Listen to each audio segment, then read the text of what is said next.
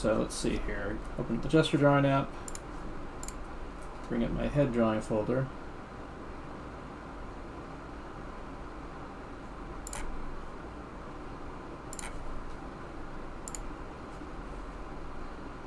And we'll be doing a set of 2s. Some of these you may recognize from early this morning, but that's okay.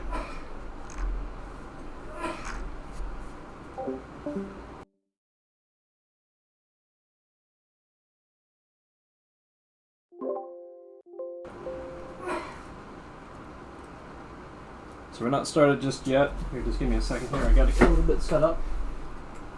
And then we're going to start the timer and start in our first set of 25-minute, 2-minute poses.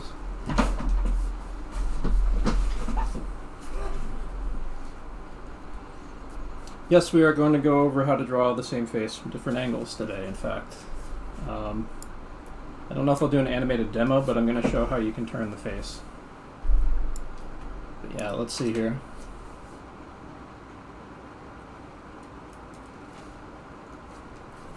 Just putting on my royalty-free music radio, and we'll get started. All right. Okay, Google, set timer for 25 minutes. 25 minutes, and we're starting now.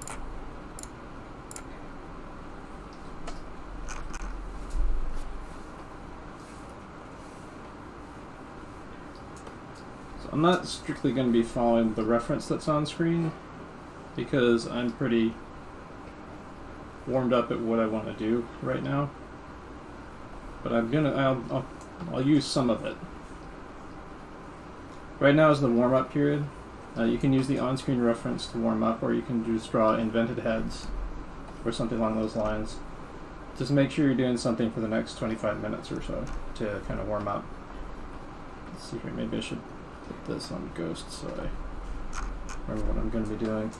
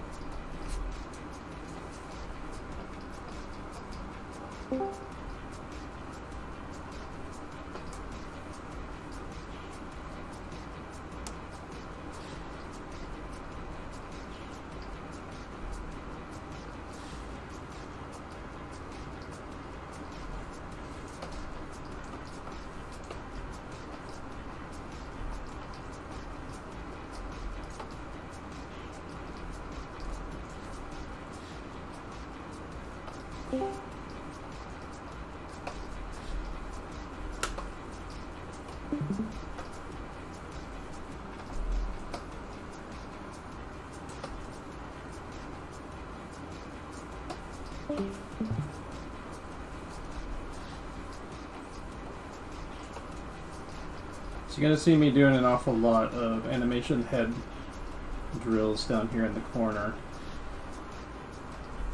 I'm still kind of getting a little bit more warmed up. This is the warm-up period of the class, so whoops. I'll be skipping some of these that aren't really helpful for what we're doing. I should actually use a better folder here. One sec. There we go.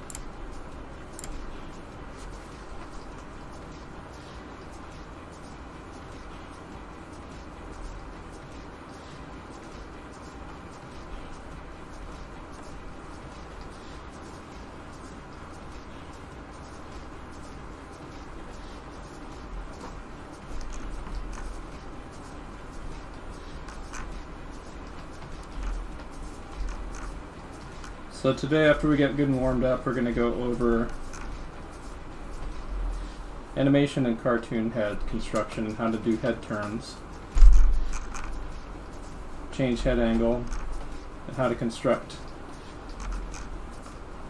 your basic cartoon heads so that you can invent caricatured heads for your animation work or for your character design work or whatever, using a lot of the things we've been covering the last several weeks in my classes.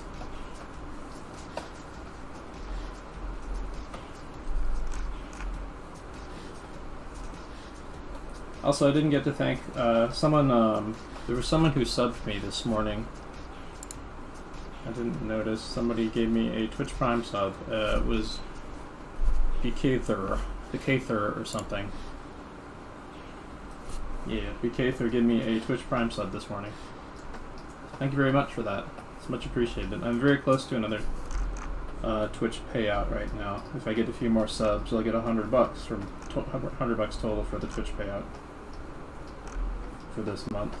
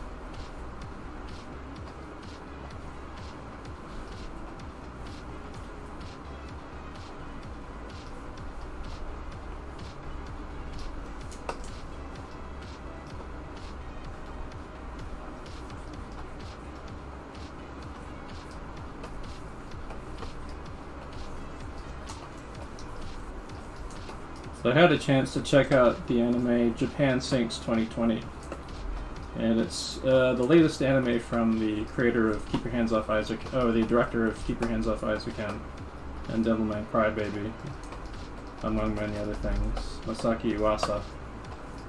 It's a it's a heartfelt but very depressing anime. It has a bittersweet ending though.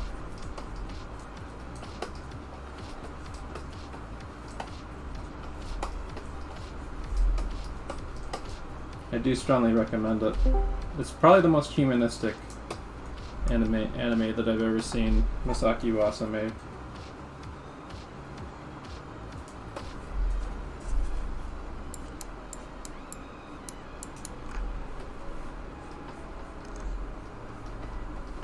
Its underlying message is also really good too.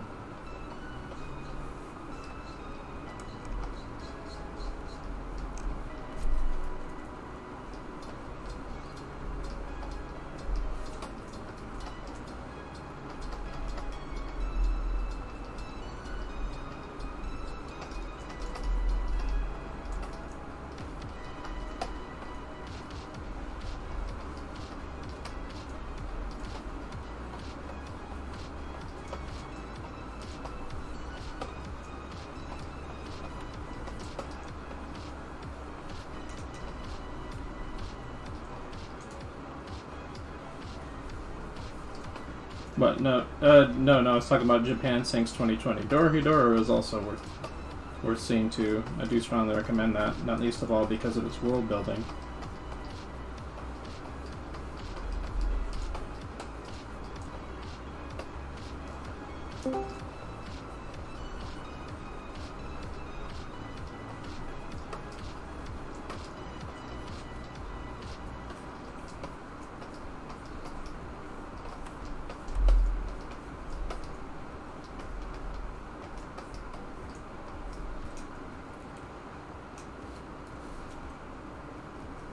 So what you should be doing right now is you should be warming up,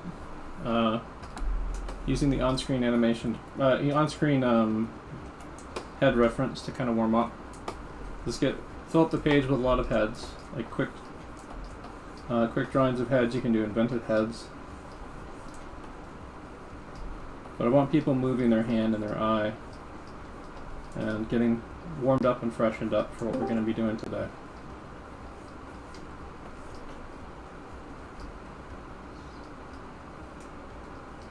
We're going to be taking a look at some Sakugaburo stuff to show some examples, and also a little bit of James Baxter animation to show how head turns are applied in animation a little bit.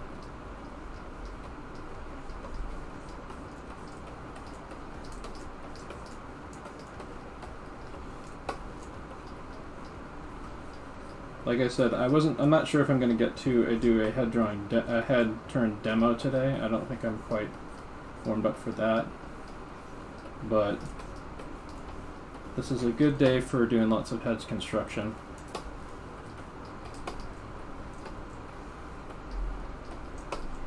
So I'm just trying to loosen up and be expressive and have fun drawing my heads, basically. Like these, I'm trying to have fun time here, because I've gotten really, really stiff and self-conscious, trying to like get really technical with how I draw, and that's kind of been defeating the purpose of why I'm doing this.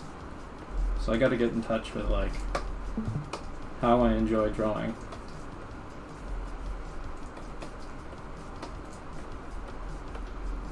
So you're going to see me doing an awful lot of invented heads today. Some of them will be kind of riffing off some of the reference that's on screen, but not really strictly copying it.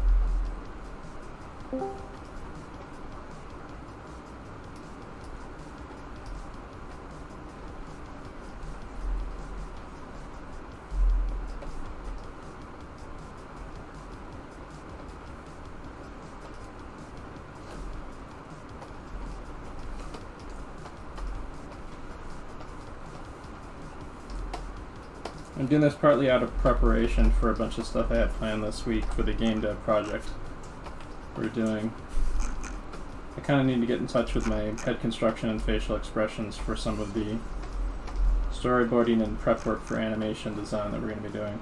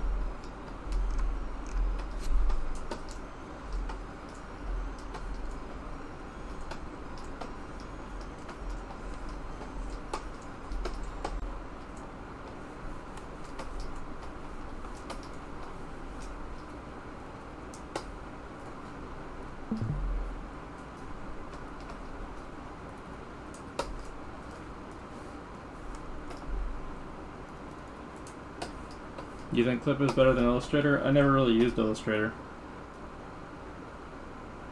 It's never been my thing.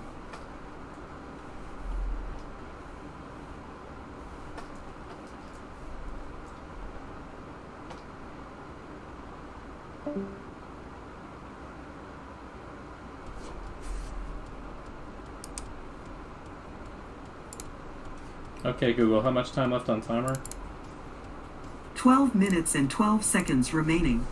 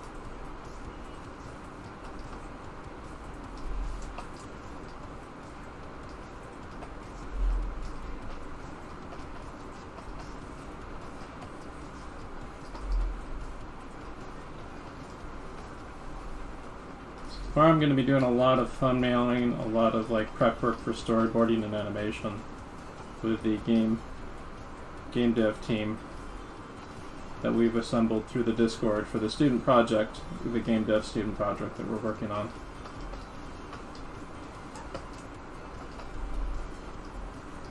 I'm looking forward to that. That's going to be really a big blast. When we have something that's worth showing outside of our little group, we'll unveil it. There might be a big there might be like a teaser or a screening or a special screening through Ethan's Discord that we do.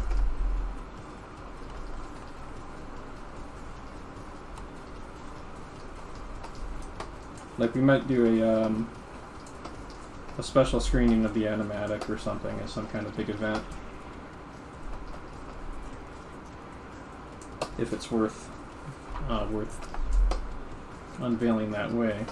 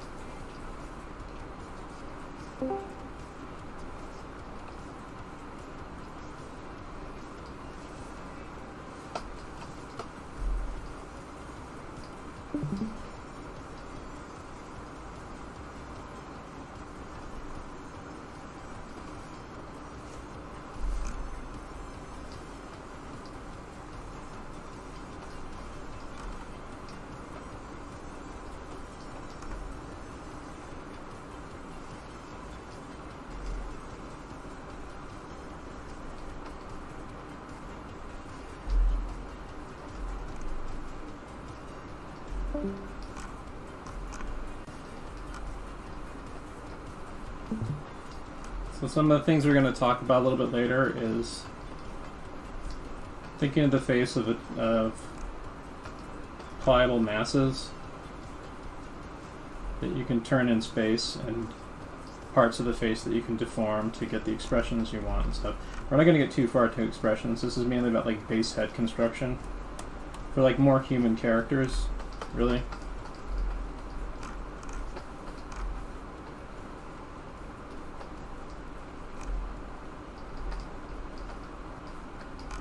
They're not going to be terribly exaggerated because we're not going to go too far into character design. This is just about like basic head construction stuff today.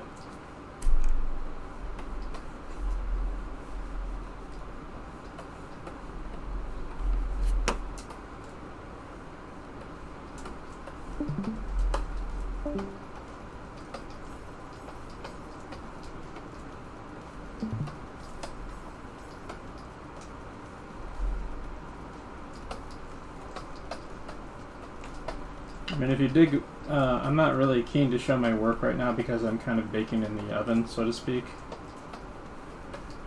Like what you're seeing in these, if you, currently the best way to see my most recent works is to subscribe to my Patreon. I do have a few free posts there too, so you can also see some of my sketch work from the last couple months. In the future I'll be making like Instagram posts with, when I feel my my posts are Instagram worthy, whatever that means, I'm gonna start making regular posts to Instagram.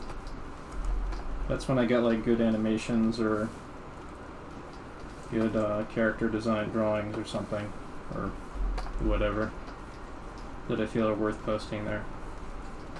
But I don't feel I'm ready for prime time right now.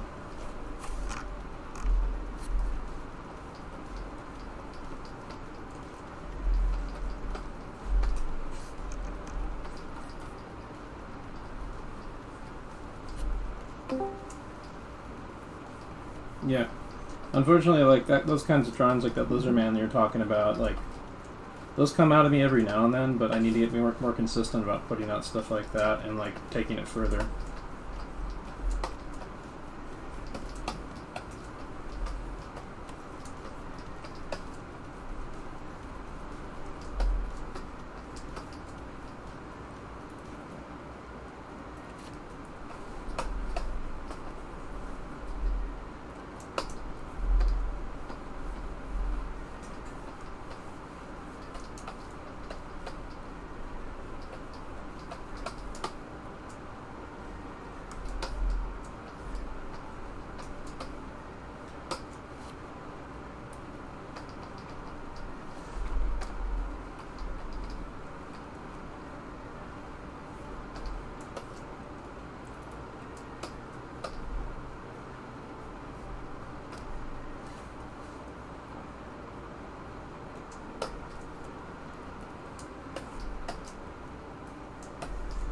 The way I draw currently, because I'm kind of concerned with head construction, is a little bit soulless. In the coming days, weeks, whatever, I'm going to be pushing facial expressions more. Start making more use of my desk mirror so I can push facial expressions and stuff. And when we do that, we'll go over facial expression stuff too. For right now, I'm kind of wrapping my head around head construction.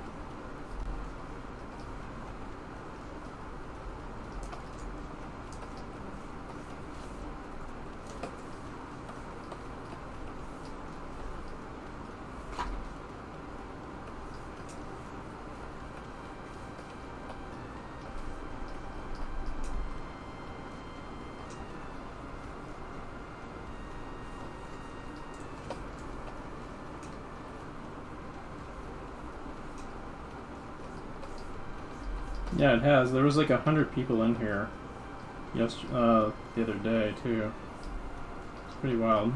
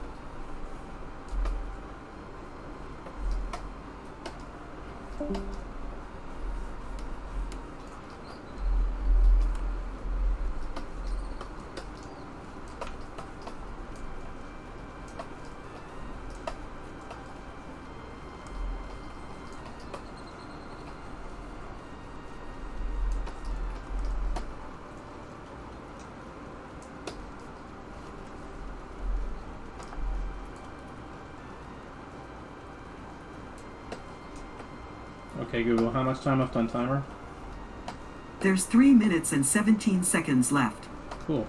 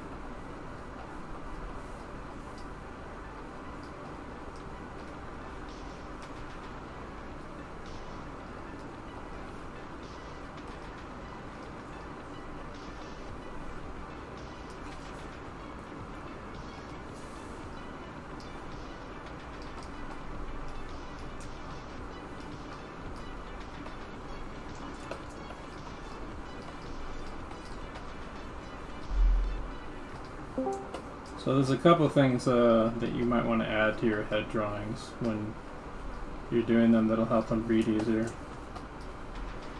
Which is blackening in the eyes like that. Darkening the eyebrows if it's relevant to the particular character. And then adding kind of a dark neck shadow. I mean, it's just a way to make the character pop.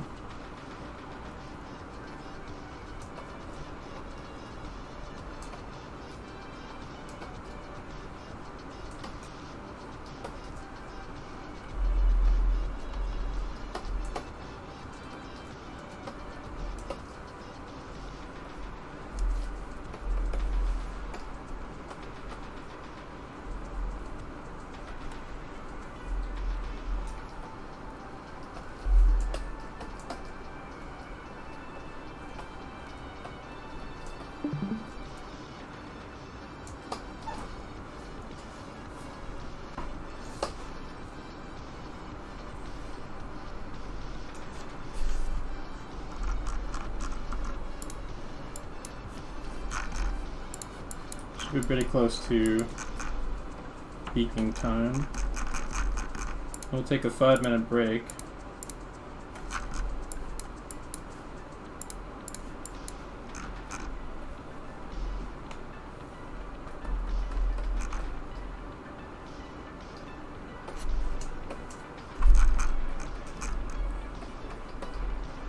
We'll take a 5-minute break, and then I'm going to go over some head drawing construction stuff.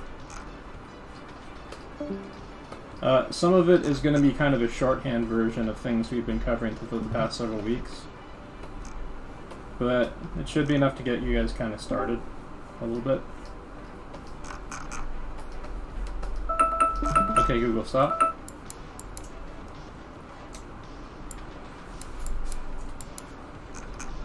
Alright, okay, Google, set timer 5 minutes.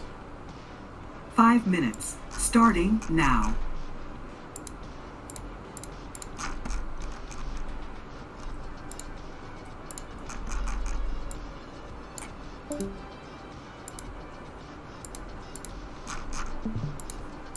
So these are the warm-ups I did earlier today. I was really stiff when I started, really stiff. It's coming in rusty, really stiff. Then it started to loosen up a bit in cartoon heads and so on. Did like a couple of Bruce Lees down there.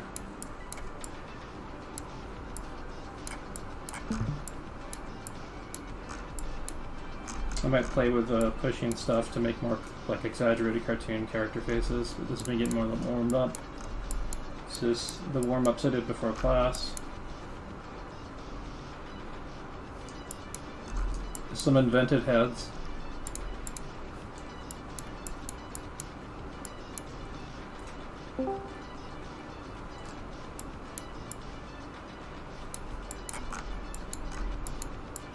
And this is just a page of invented heads plus the cast of Isaacin right there.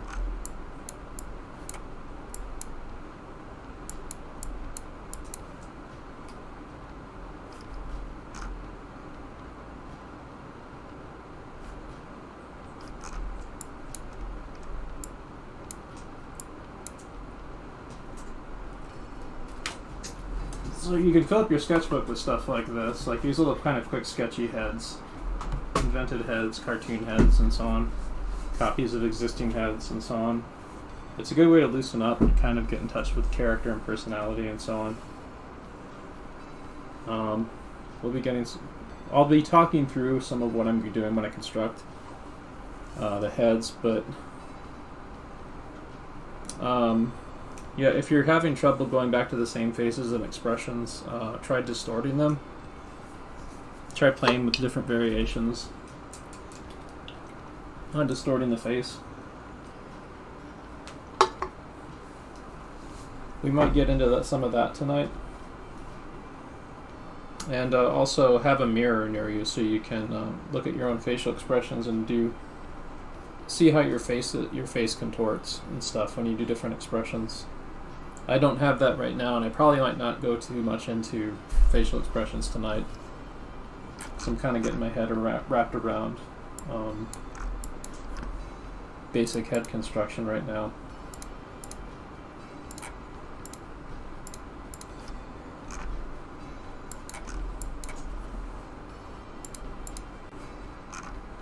But these are just kind of like little quick sketchy sketchbook heads. I can go back in and like add some tighter lines on them and fix some of the errors on them if I want.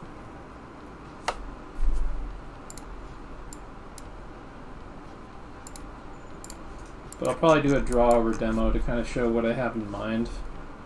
Like when I'm doing these, like when I'm kind of sculpting, I'm kind of thinking about like the side plane here, for example, on the side of the head. I'm thinking about the general mass of the head. It goes back to the Loomis head. Without even like strictly drawing it. I'm thinking about like that kind of halfway point where the ear is. I'm thinking about the eye line with the ear right there. Thinking about the center line there. Without even like necessarily drawing it, but I'm just doing it like shorthand, quick sketch. I'm thinking about like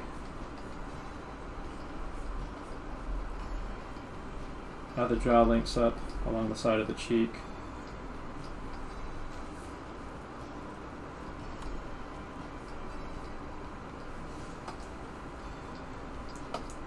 Think about those Riley method rhythms we've gone over in other classes.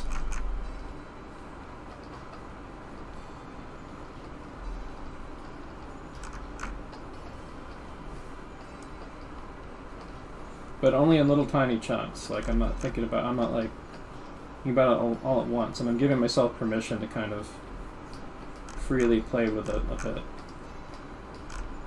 There's a lot of stuff I want to get better at with doing these. Like I'm really crappy at designing hair, for one thing.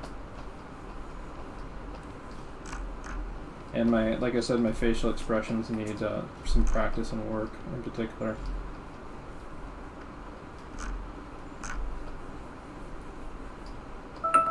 Okay, Google, stop. I'm kind of doing a demo right now. But this is the kind of stuff that I'm thinking of when I'm like sketching these things. Like I mass in the forms. I don't necessarily even draw a guideline like this every time. But now that I've sketched something like that in, I can go back in and do something like that. And that gives me a better basis to construct a tighter drawing out of it.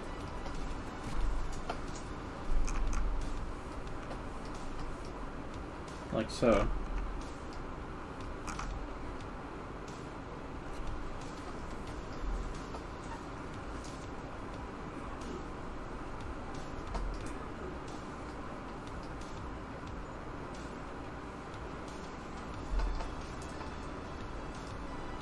I'm going to walk through sketching one of these shortly. I'm going to leave the reference on rotation up there, so you can sketch along with that if you want. But I'm going to be doing a talk-through demo through some of these head drawings that I'm doing. Right now, I'm just kind of showing how I might tighten something like this up after I do a construction draw over of it.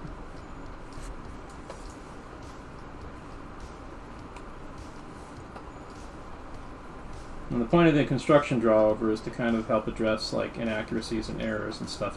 Because like a sketch is not supposed to be accurate. Like these heads aren't really accurate. They're just quick sketches.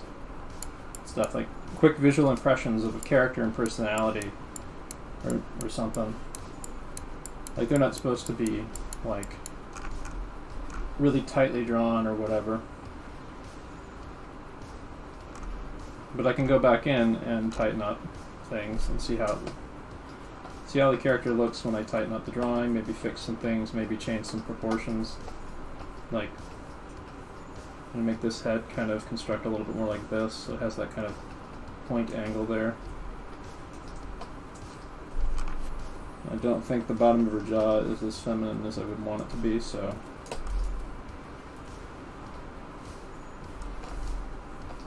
I'll maybe try to adjust that a bit. Let's see.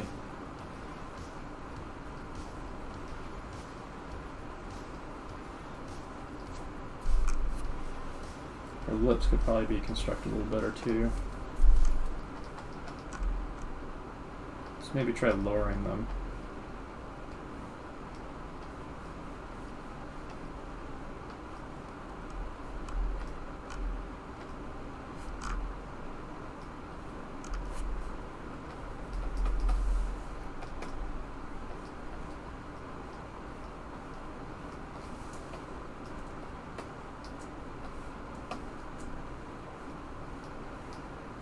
But yeah, going through your drawings in phases like this, where you start with kind of a loose sketch, and do construction drawing over it, to kind of fix it a bit, and then you try to tighten it up some. Still looks like a male face to me.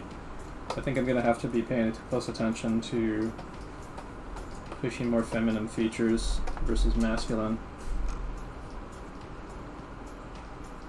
for this session.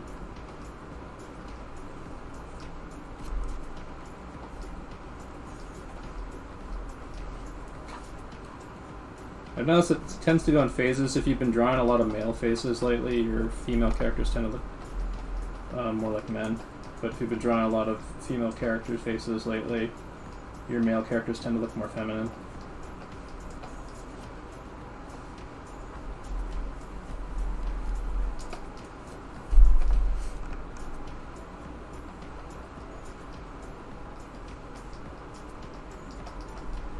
Maybe emphasize that upper lip a bit.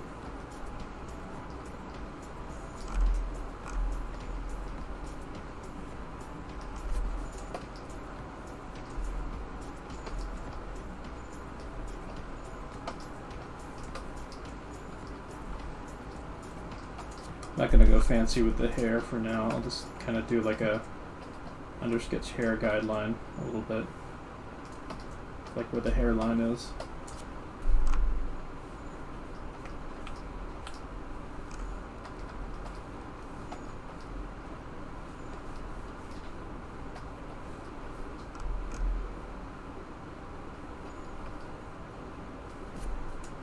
So if you notice, I'm trying to really think about the even when I'm drawing like the draw over stuff, I'm really trying to think about things in terms of dimensionality. Like, I think of the face as if it's like a piece of clay, of 3D clay that I'm trying to kind of sculpt into a bit.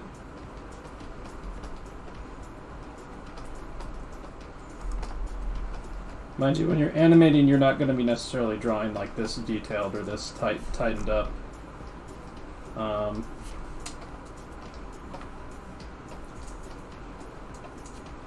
This is an exercise for me to kind of slow down and pay attention to my construction right now.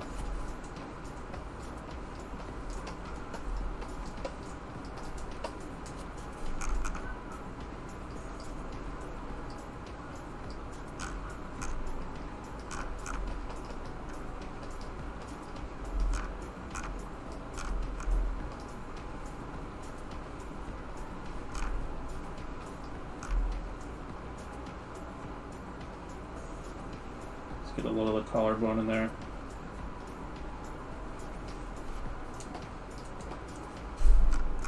Still don't like those lips, but I'll come back to that.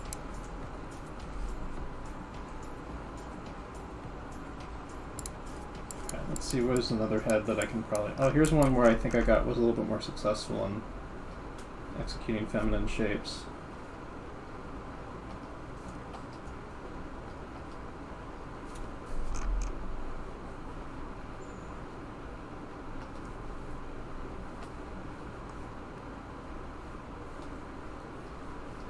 So I'm not thinking of the eye as a flat thing. I'm thinking of it like as like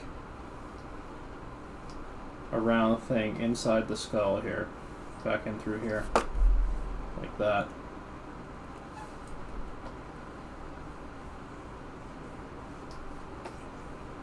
A lot of anime eyes tend to be very flat, which is a design thing.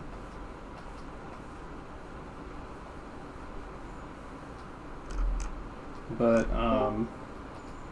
I personally wouldn't, unless you were like working on a production or trying to go for that particular style for your comic or something, I would maybe avoid doing that and trying to do more constructed eyes.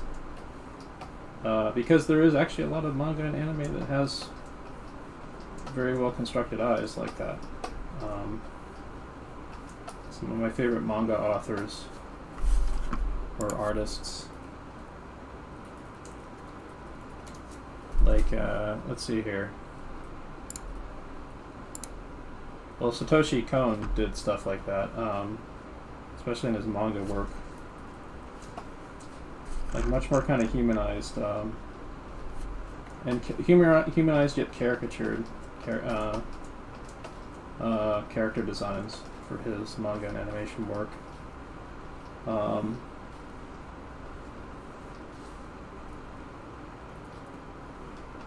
think another good example would be, what's that rock climbing manga? Who's the artist behind that one again?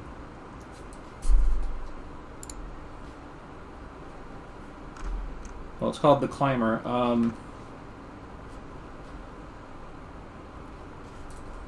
Sakamoto.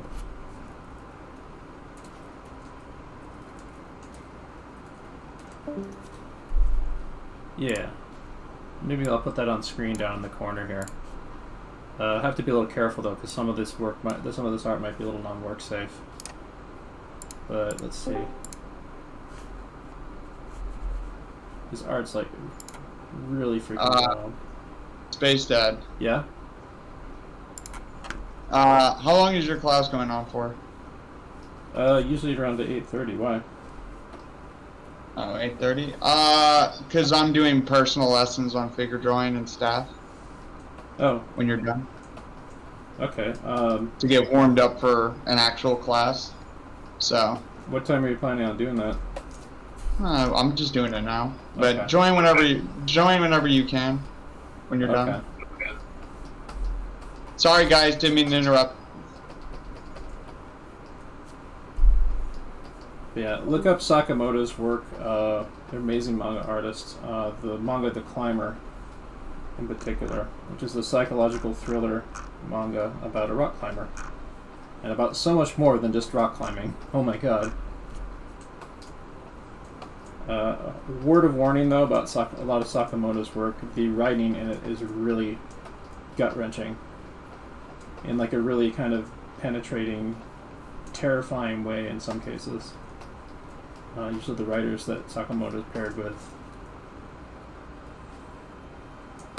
get pretty heavy.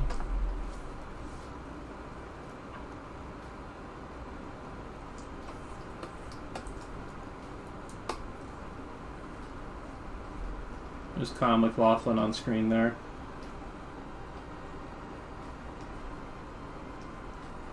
I'm going to steal his lips for this character.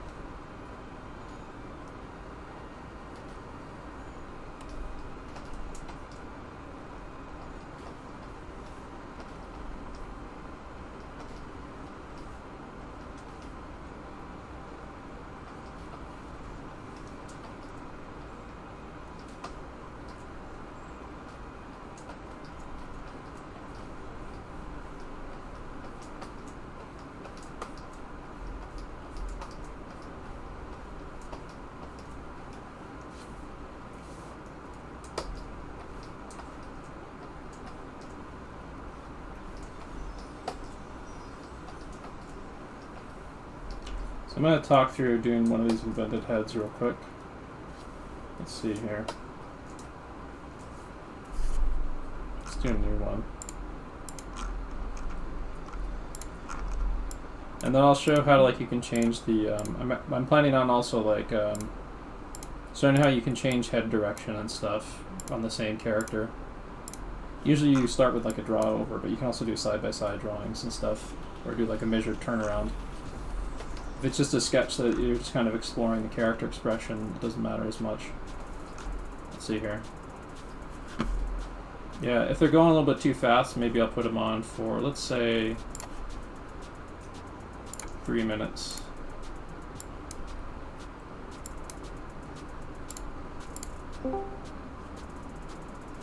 What time is it? It is 6:15, so we got about... Okay, Google, how much time left on timer? I don't think I set It looks like you don't have any Didn't think timers so. set at the moment. Okay, Google, set timer for 15 minutes. 15 minutes. Starting now. Alright, so, here, I'm going to start a good one. A better one. So, usually how I start these heads is I try to kind of mass in something. It's kind of like, if I want to do a more feminine head, for example, or a more youthful head, I'll do something along these lines. If I want to do like a more kind of adult head, adult masculine head, I might do something like this to start. There's different sort of shapes you can use as your starting point for your head.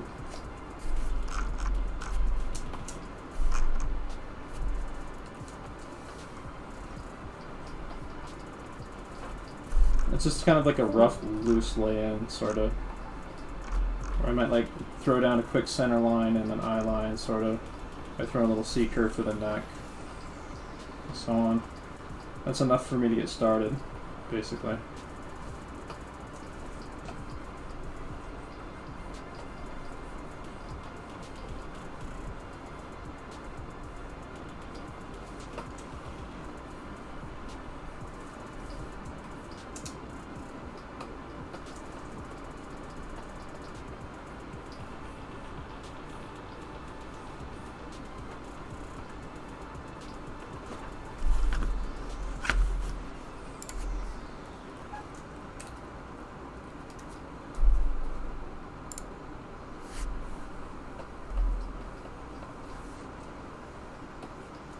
Alright, so from these really, really loose sketches, that's enough for me to like play with something to invent a face.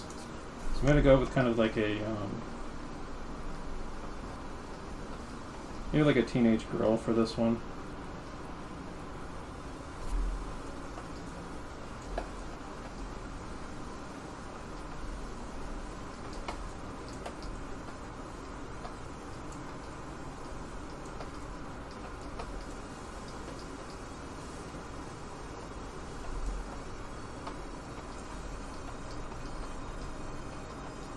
I'm just kind of playing with like sort of rounded shapes. Kind of get something that's sort of working. I'm not too happy with it right now, so I'm going to knock it back a bit.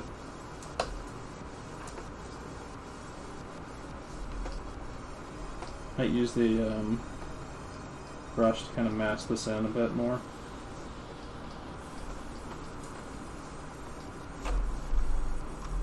I might want to merge layers actually.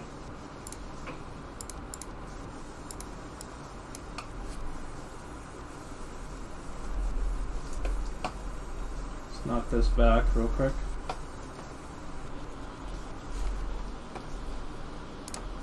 And give me a second here. I've got something I'm going to bring up real fast to help me out.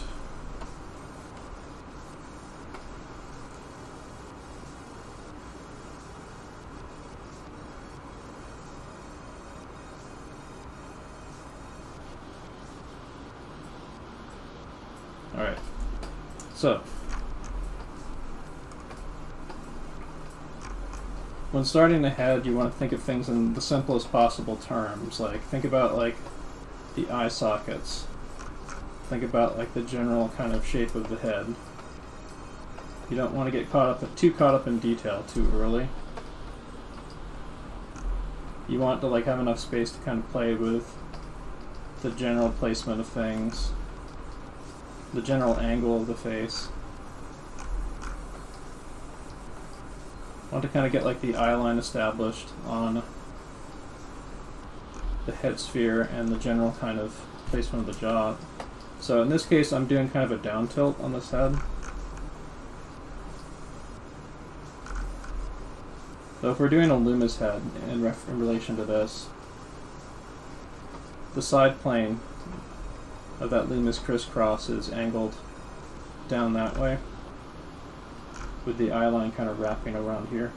Of course, this is a cartoon head, so it's working a little bit differently than a Loomis head. Like a Loomis head, the eyes would be about like here. This one, I'm kind of putting up there-ish. But,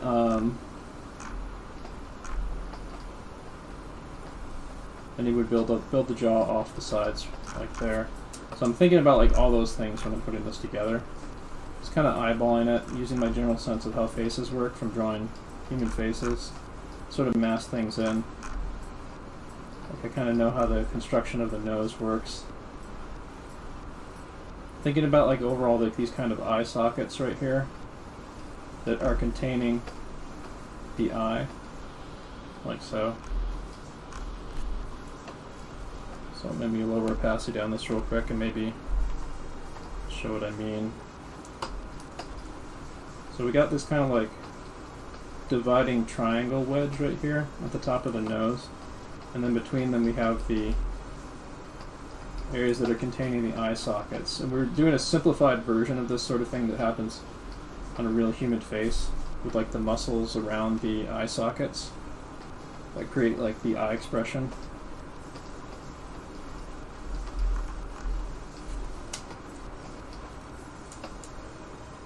And usually for a cartoon character, wherever the eyes would be about here. Eyebrows would be about like here on the edge of that.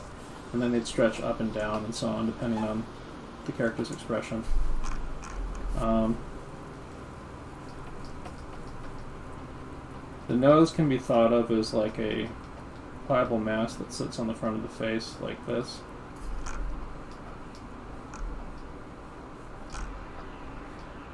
But you don't necessarily draw that in that way. Like, that's something that I usually use as a kind of a guideline for me to help me place the nose or construct it. Depending on the character design, there's like sometimes there's like not any detail that gets added to the nose. Like it's just like all you get of the nose is maybe like a shadow for the bottom of it. especially on like more feminine characters. Feminine or Bishonen characters, for that matter.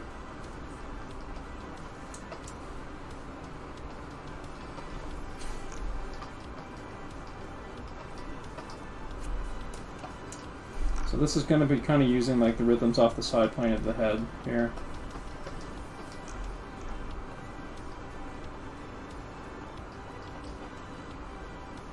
Kind of create the general area where the lips wrap over the tooth cylinder. But remember, like, when you're cartooning and when you're animating and stuff, you're not really thinking about meticulous construction. You're thinking about like simple big shapes. So here, let me lower opacity on this, and I'll get to kind of doodling in here to loosen up a bit more.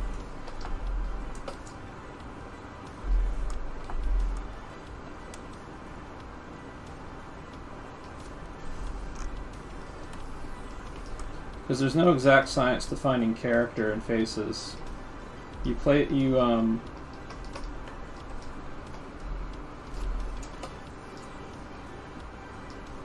with kind of discovering personality and other traits of the character that you're kind of coming up with, or the caricature. You're riffing off of someone's actual face with. In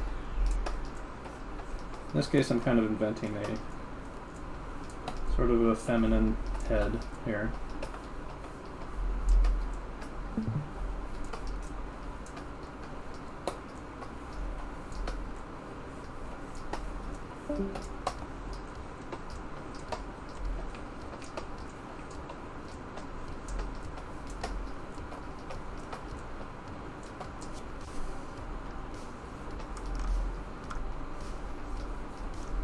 Like a thin C curve for the neck here, kinda.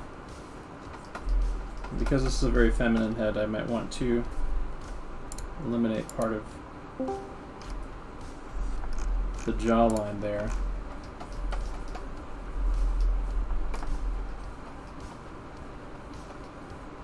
Make the chin more pointy, maybe.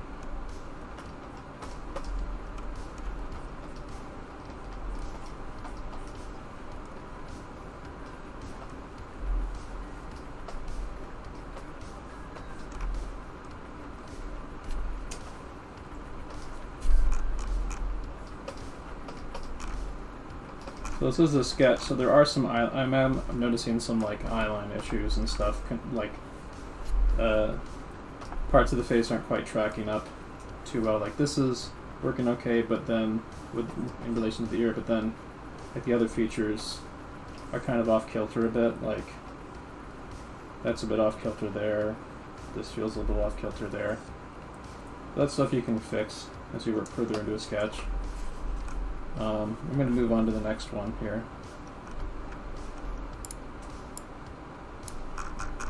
Let's see what heads we can invent out of the rest of these here. And maybe we'll come back to that first one.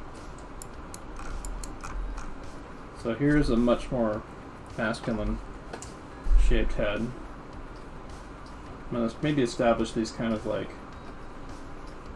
smaller eyes here. Small eyes, but large eye sockets. So it has big, expressive eyebrows, like that.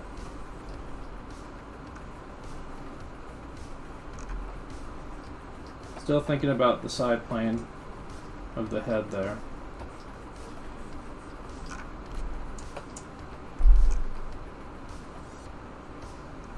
Emphasize that brow a little bit more.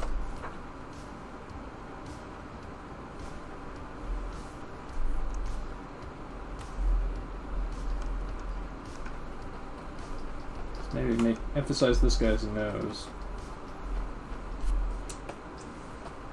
His nose and his mouth.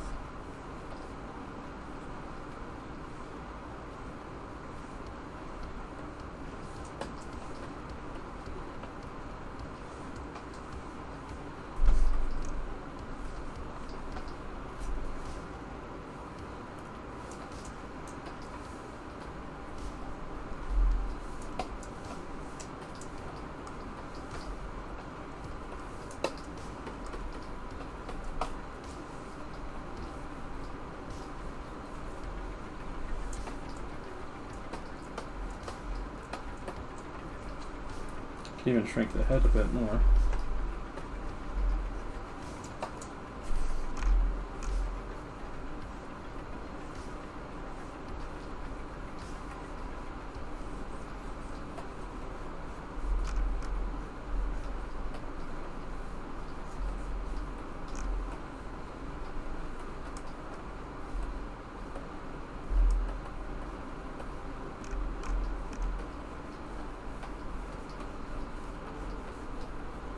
So open his jaw a bit.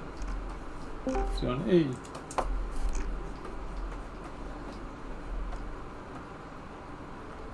So I got kind of that working so far. I'm gonna go on a different layer and maybe see if I can pull better expression out of him.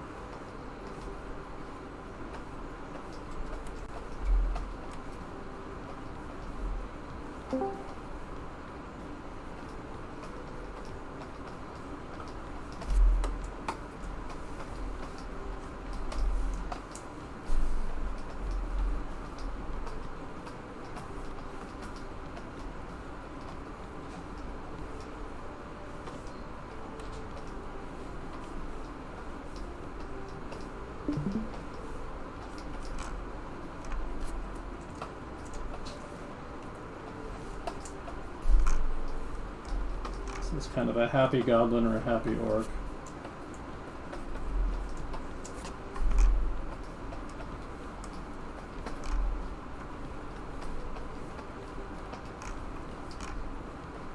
Just as a quick sort of exploratory sketch for fun.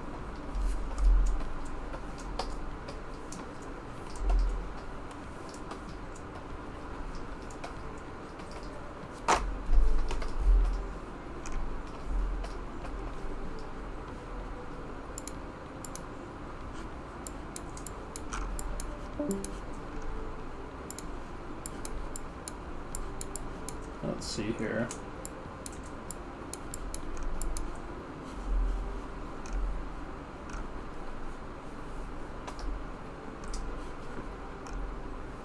So for this one, I'll do something more like kind of more like a feminine face, I'd say.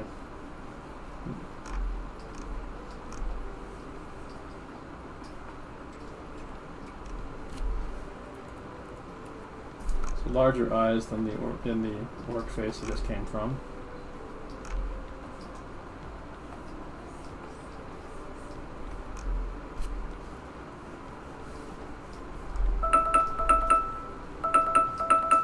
Okay, Google, stop.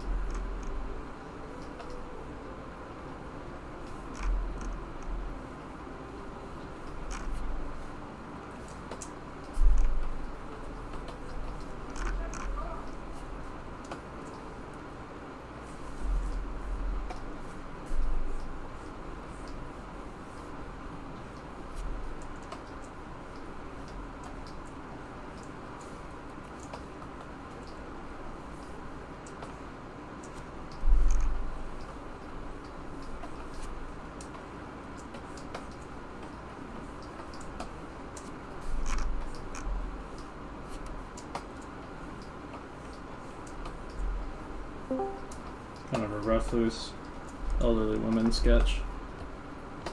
Let's try this guy here. I'll try playing with his features more.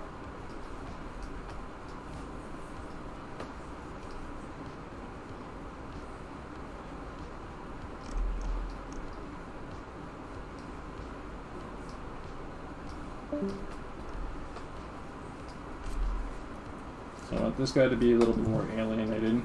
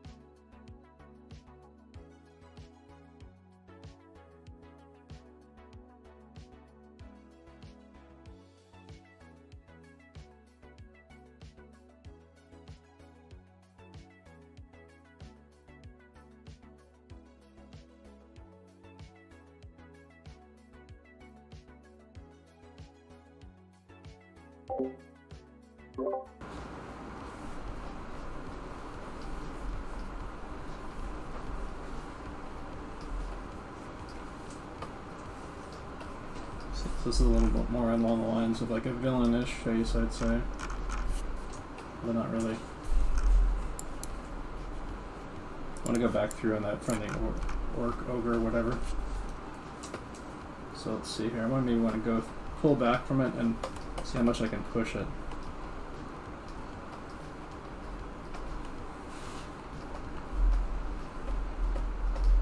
Sometimes if your drawings are looking a little stiff, you can go back through and kind of do something like this to kind of loosen up and push them more, or kind of unify them a bit.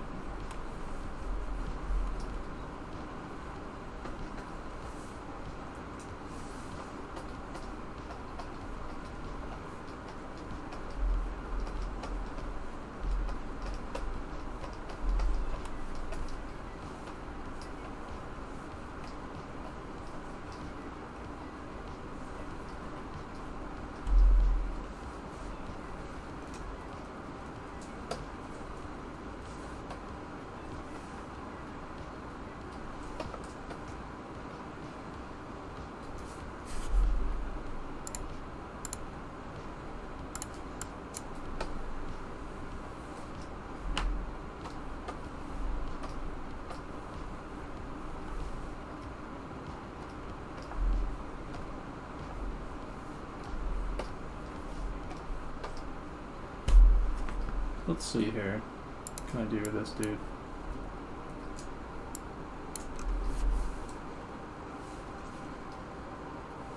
I'm gonna go back through and maybe do some construction on him.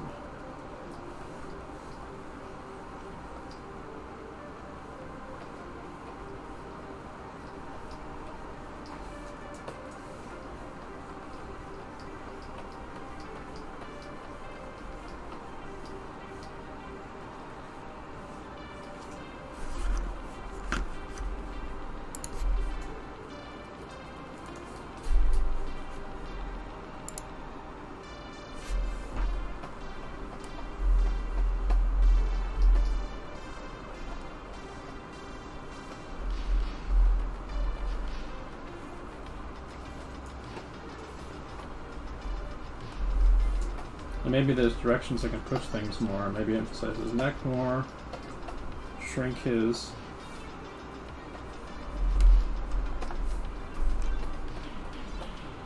Shrink his skull a bit. Emphasize the jaw more.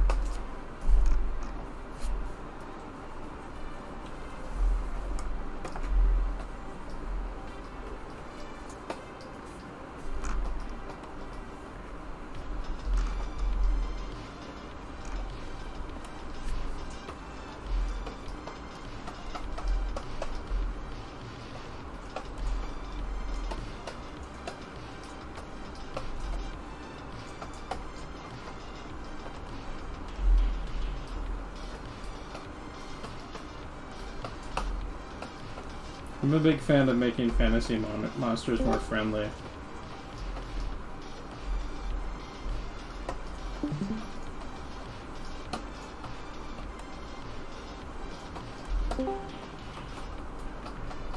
See, you might see me drawing some other friendly-faced goblins or other characters.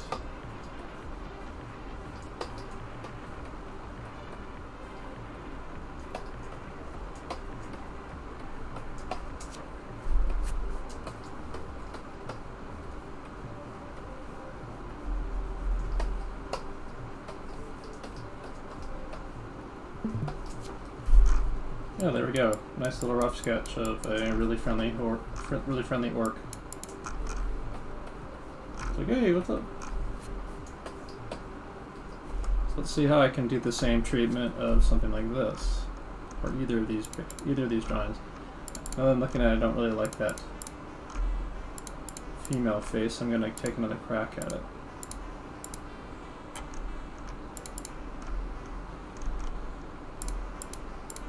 So I'm gonna pass it down that.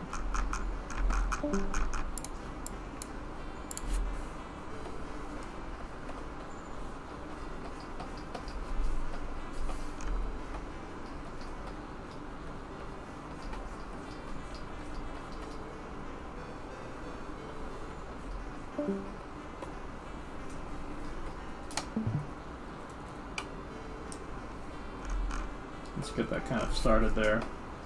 But I want to get back to this guy here. So let's see here. Lower opacity on him.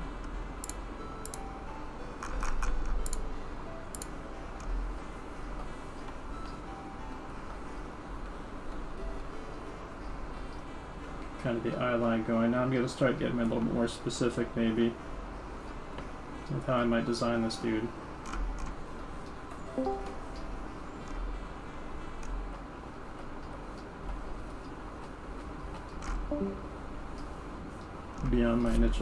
Beyond my initial sketch, I mean.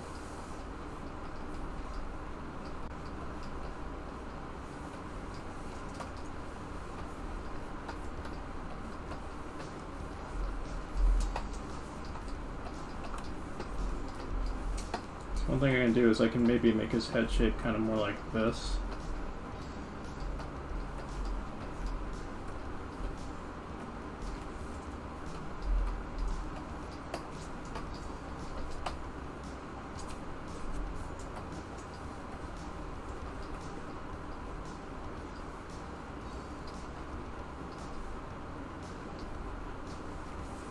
Eyes are too big now, kind of losing the villainous quality I was going for. Make his eyes really beady.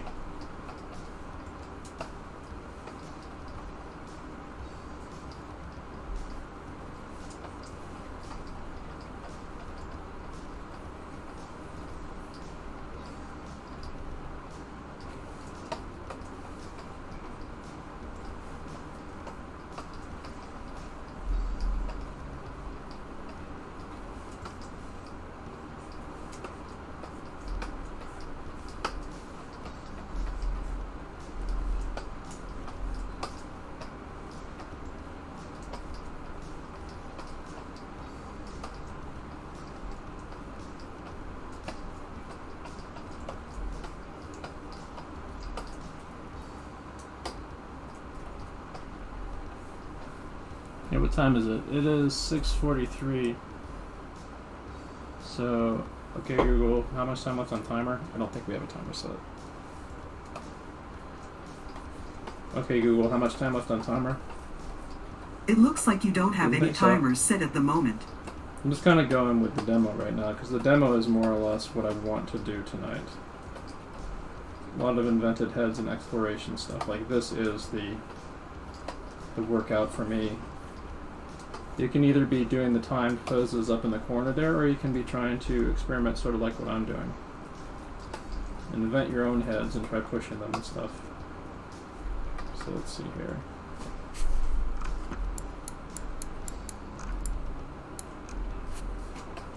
Maybe I'll steal Johnny Depp's hat over there for this guy.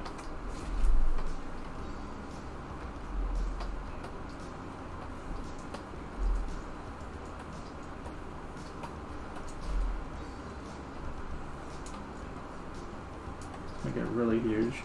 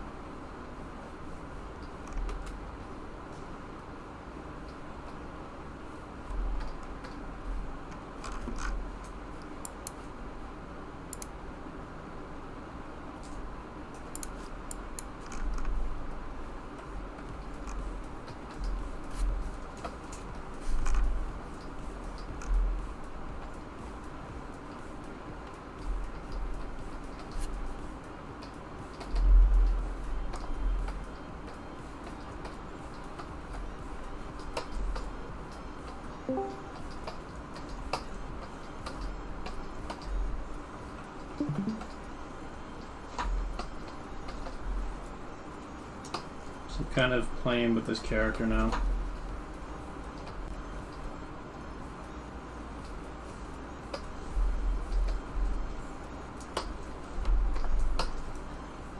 So after I get a little bit further along with these, we're going to mess with some of the earlier drawings I did. And I'm going to show you how you can do head turns with animated character head construction.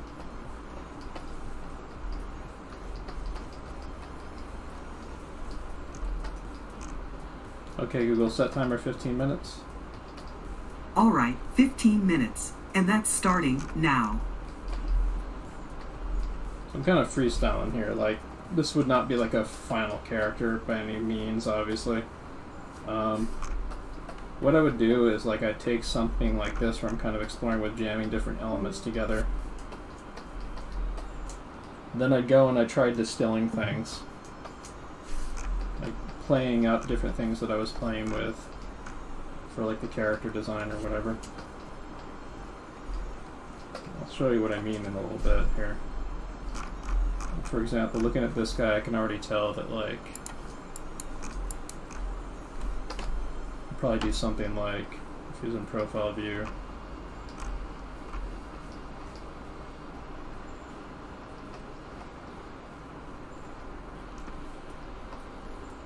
probably do something like this.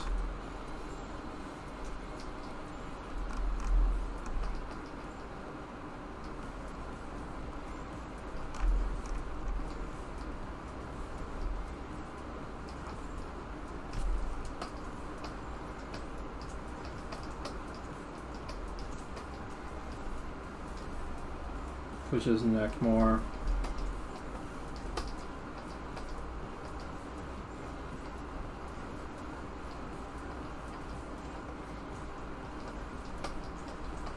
Play more with the cowboy theme or something.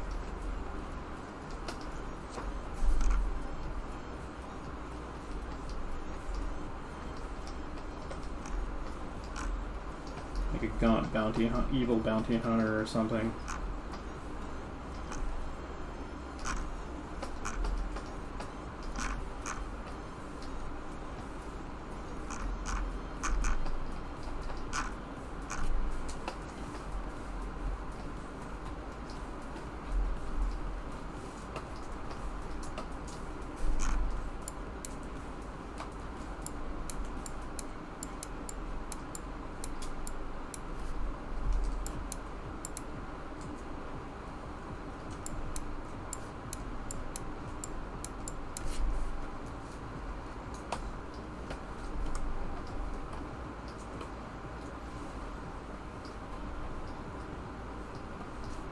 But then I can take that and play with it some more. I got kind of that diamond shape for his eyes that I can play with in the small scale here.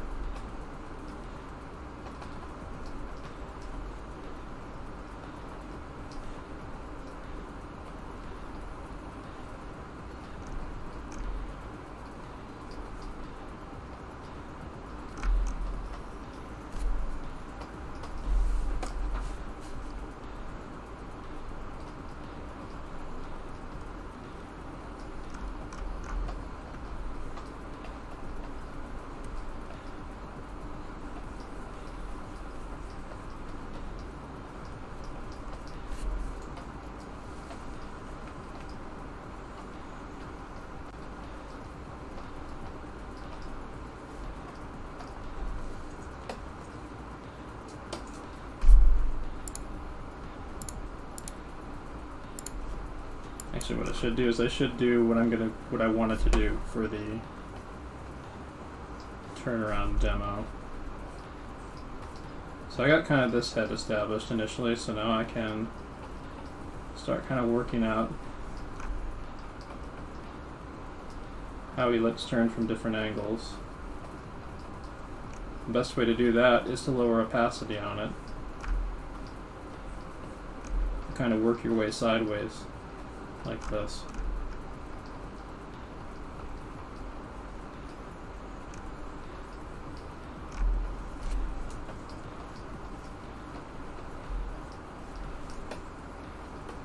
Like I tried to freehand it down there and I didn't get the same result.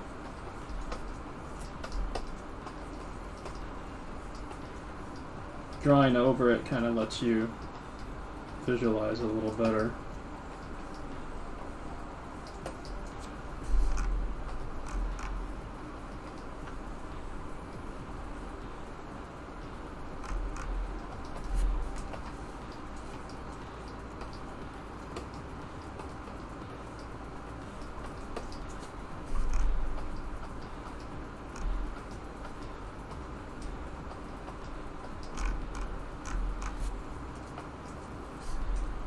Just want to make his hat straight.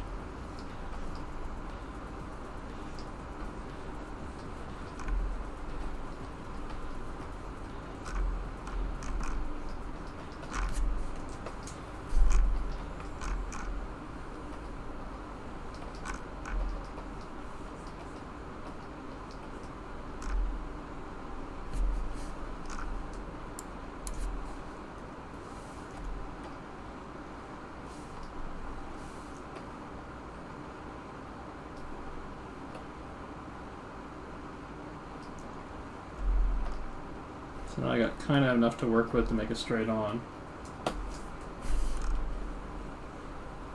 It's going to be inherently a little challenging, but I have a trick that's going to help me with that.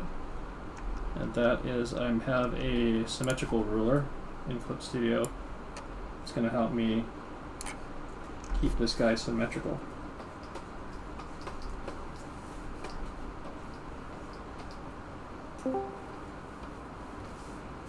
Just as a starting point. Like he may be somewhat asymmetrical.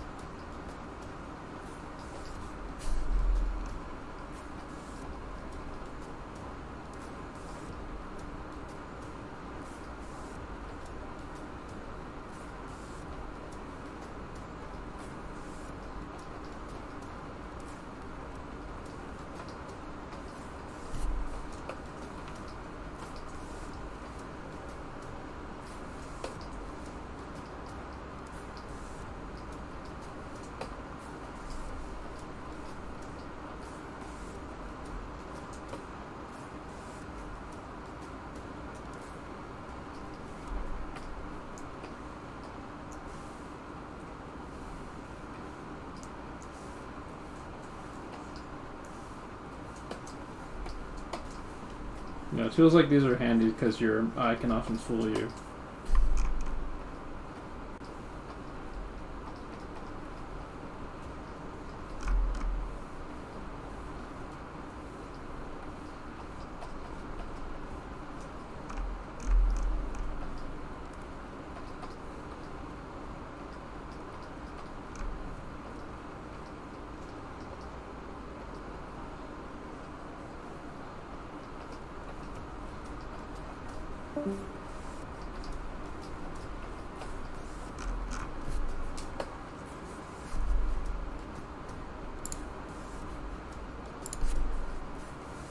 Take this away, and then I'm going to make adjustments because of course it's going to look inherently a little weird because I was using a ruler tool rather than just drawing it.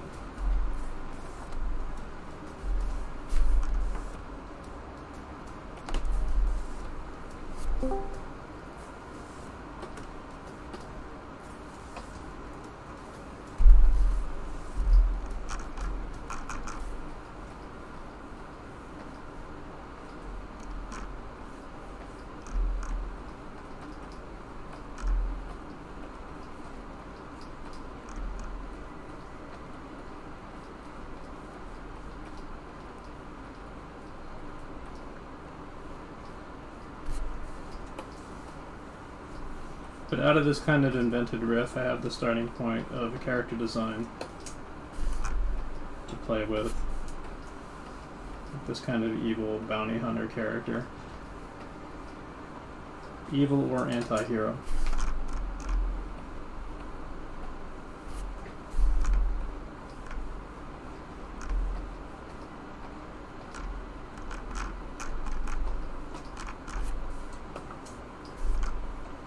Make his hat brim longer.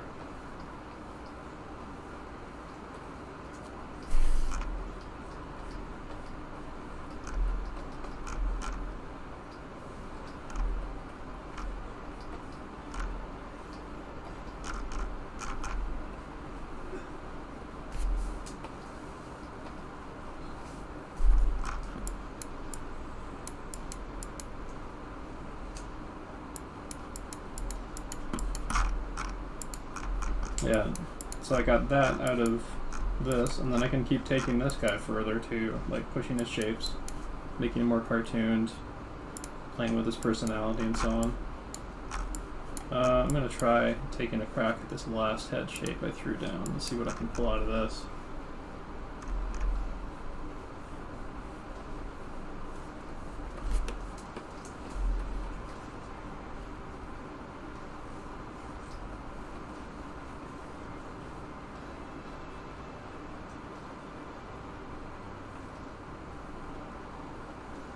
Yeah, Danny DeVito. Never mind.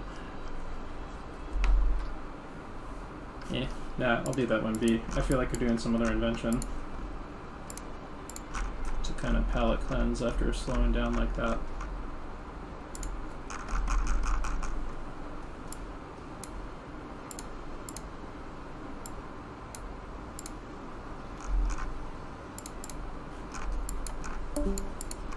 And going back to some of this, because now we can take some of these and do like different head angles with them.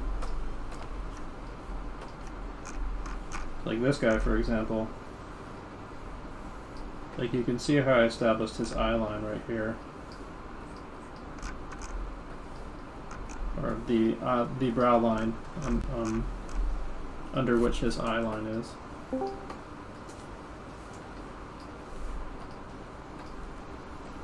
But let's say, what if I want him to turn his head like more to the side here? I don't have to get too crazy with it.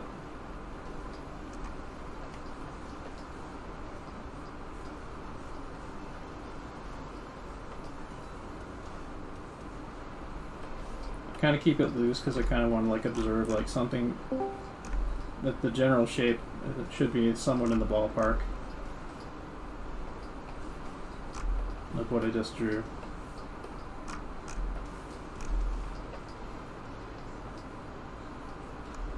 Volume wise, that is. Especially like the head volume, that's a big one.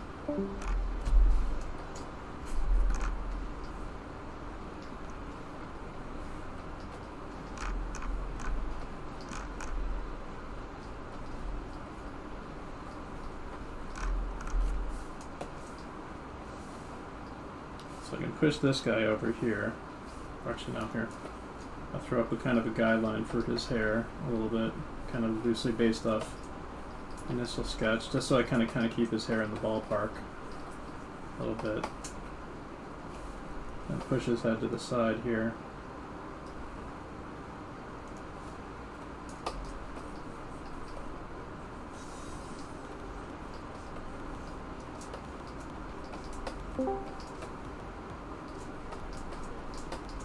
And it's kind of a rough, loose exploration of him turning his head to the side.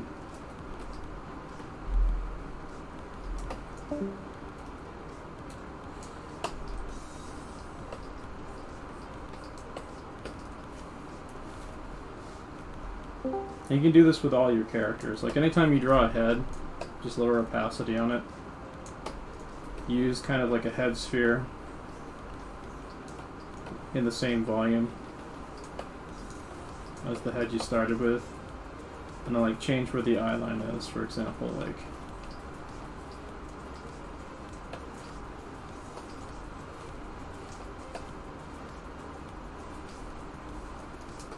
I'm putting the island up here for example. No. Keep it loose. Like, don't get really tight, because you kind of have to keep it loose to kind of work out, like, stuff that kind of feels okay, or edge towards it being in the ballpark of the original character. You kind of have to get the scaffolding in place a little bit before you can tighten it up.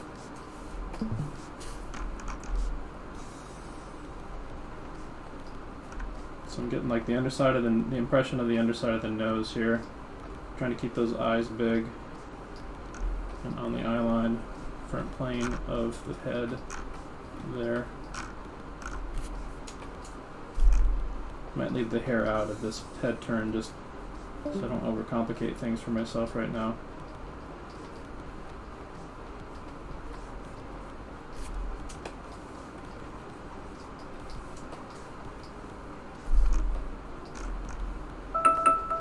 Okay, Google, stop. Okay, Google, set timer 5 minutes. Okay, 5 minutes. Starting now. It does look kind of like it changed volume. So I think...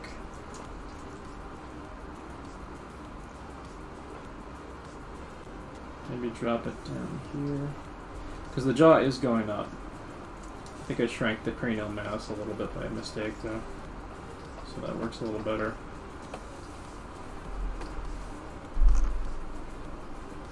Upshots are tricky though. It's really easy for them to go off model from their original. And the underside of the chin is a tricky spot of the head. That's something in the ballpark of what I got. So now we got this head.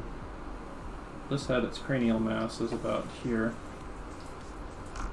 Its eye line in relation to the head is about here, and the eye socket rests below that eye line in this particular character.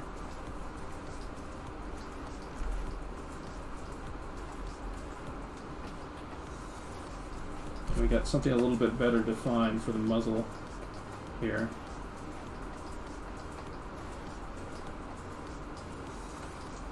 That I can break down into simple shapes a little easier.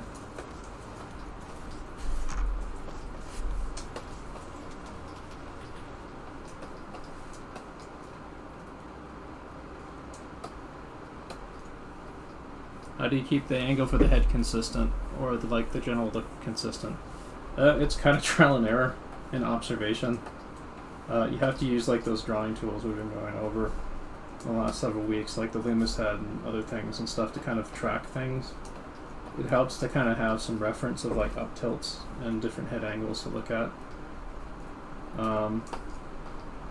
Drawing over the character and kind of eyeballing what feels right for like the proportions of the head and the general kind of likeness of the character, that helps too.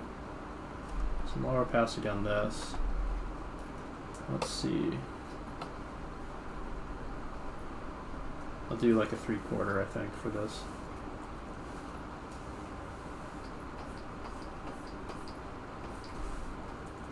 So inherently I know that the head is going to kind of narrow a bit.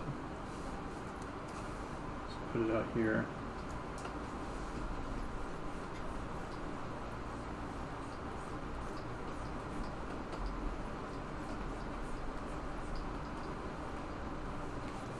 No, that's a little high.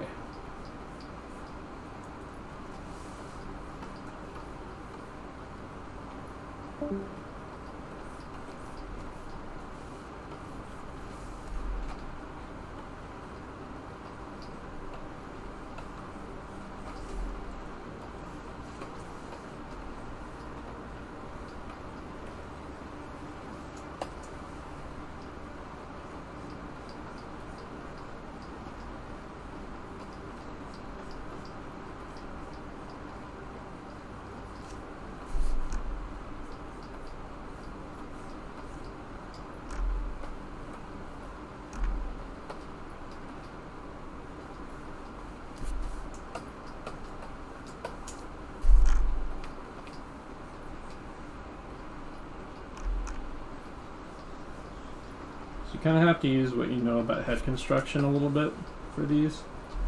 Not just like kind of slavishly turn the model in space. It's always a challenge to do a head turn or head rotation. And that's why I'm doing them, because it's a challenge and it's an art workout. Like, this is in prep for the kind of stuff I'm going to be doing tomorrow with the group that I'm in. We're going to be pushing the character design a little bit more, because we need kind of like a working model to use for our storyboarding and our animation tests of the protagonist.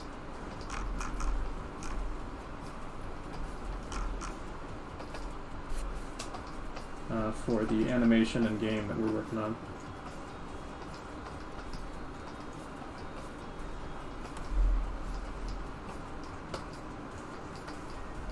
So sadly, I think the feminine features got really lost in this, so push that over to the side here. And maybe let's see if I can do some surgery on this to fix it. Okay, Google, stop. Okay, Google, set timer 25 minutes. Alright, 25 minutes. Starting now.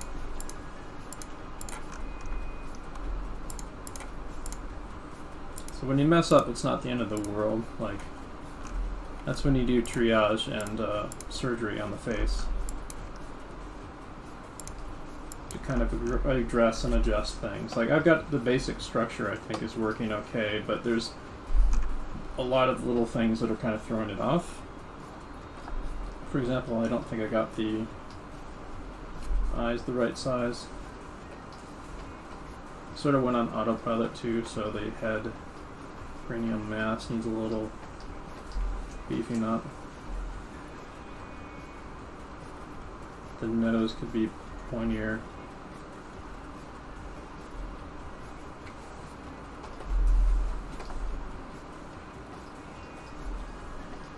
Yeah, I'm from the television animation industry. I'm currently not working, I'm teaching these classes here as a way of improving and exercising my skills, and for personal enjoyment, and also to build a fan base and an audience.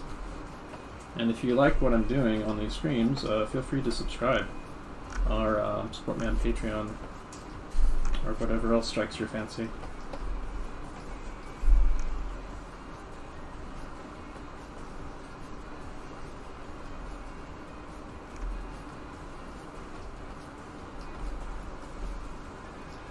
I'm only a few subs away from another Twitch payout too, so if I get a few more subs, then I get $100, basically.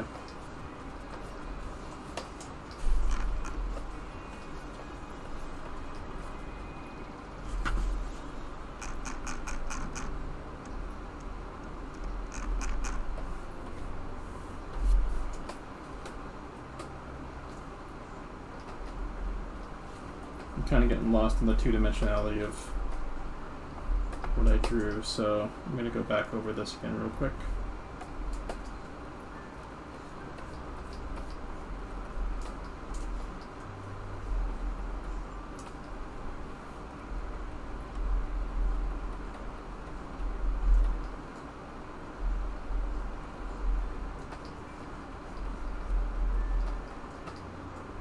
I'm sort of putting a 3D center line down the whole thing to kind of give me a better guideline.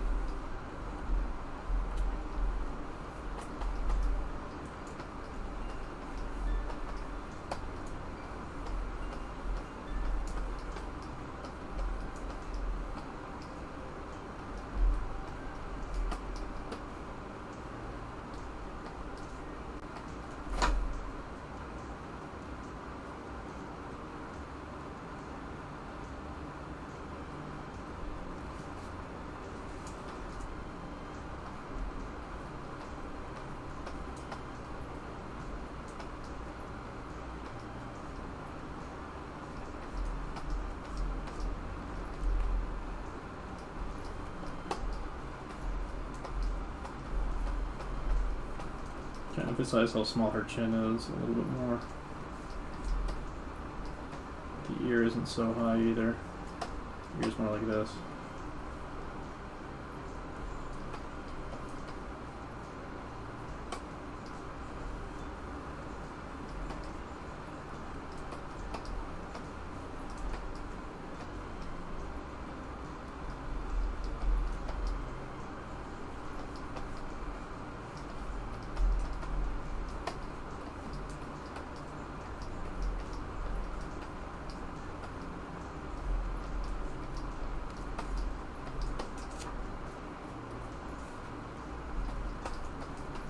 Does anyone have any questions?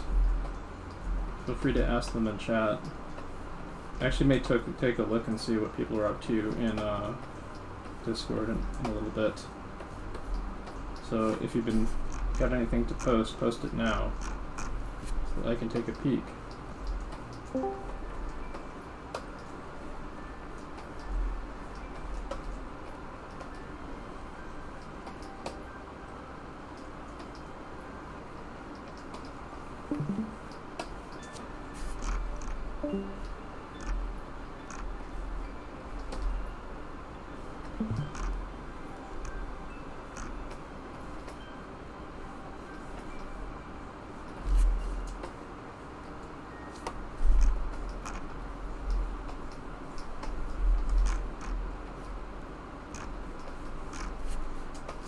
So actually, instead of a actual head turn demo, I think I might actually bring up Toon Boom Harmony, and then I'm going to do a draw over demo, or over an animated sequence to show how head turns are applied into animation.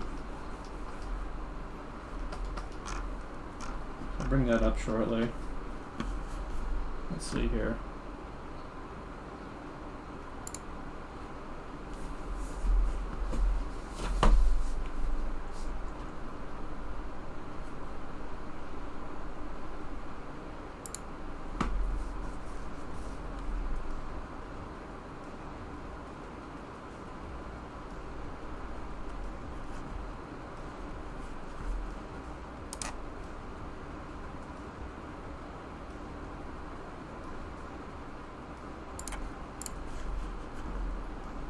Alright, now comes the tricky part of getting the window to capture properly.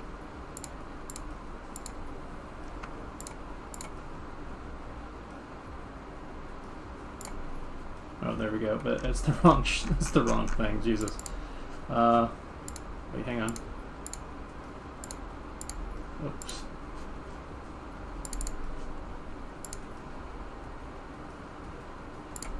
There we go.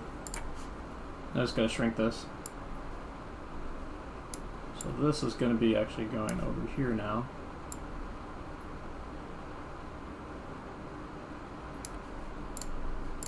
It's gonna overlap slightly with some of the other things there, I think. It should be okay.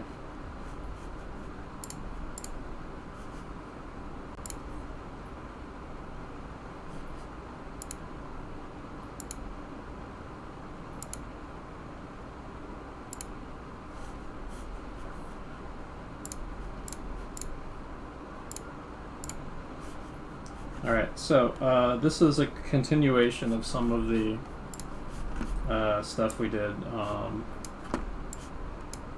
yesterday. Or, not yesterday.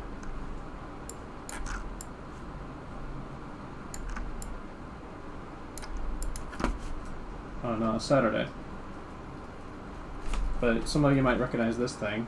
I actually already got this a little bit started. But what I'm going to do is I'm going to go through and I'm going to draw like some Loomis-y heads on the protagonist from the wonderful game Hades, Zagreus is his name.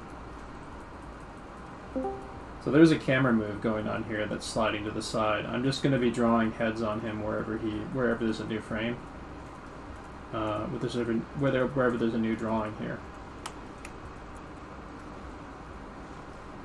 Like here, for example.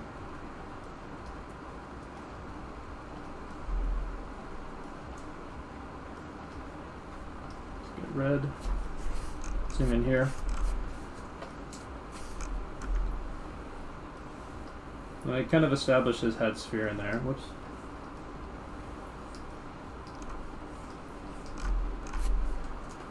Center line.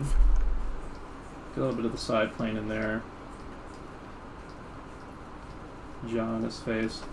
And the purpose of doing this is to kind of absorb how the mechanics of head turns work, or head positions work in animation.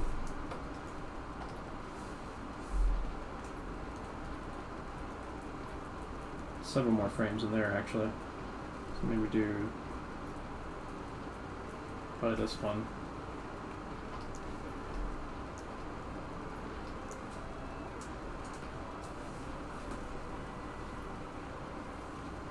But this is very similar to the kind of stuff Ethan Becker does. So for this one, I'm actually going to omit doing the center line, and instead of that, I'm going to draw like the nose line is now my center line. The brow is now my eye, is now basically functionally my eye line. The indication of the ear is part of, and the side of the jaw is my side plane of the head now.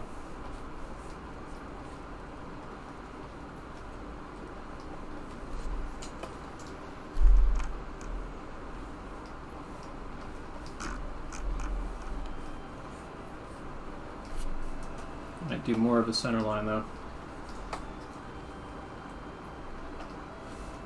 But the purpose of doing like little studies like this is to kind of like vibe with really good animation, like kind of pick up bits and pieces of good animation to kind of observe things from it. These are also really cleaned up drawings too, so this is not like how you would necessarily animate when you start. Not even close, actually. You'd be like going super, super rough. Like you often see like animators when they start shots and stuff. They'll be like stuff like that, kind of just enough to like kind of indicate like head direction and so on. Because they emphasize like they're trying to nail down like how the thing moves, and you don't have time to make pretty drawings. I mean, you can establish some more thought out keyframes that can help you anchor the rest of the sequence, but if you're just concentrating on movement for something that moves really cool, like you are not going to be concerned very much about with like crazy amounts of detail at all. And I'll show some good examples of that from some James Baxter work and some Sword of the Stranger stuff that I had a peep at yesterday and this morning. Also, if you notice, this character actually has 3 other heads on him, basically. Zagreus basically has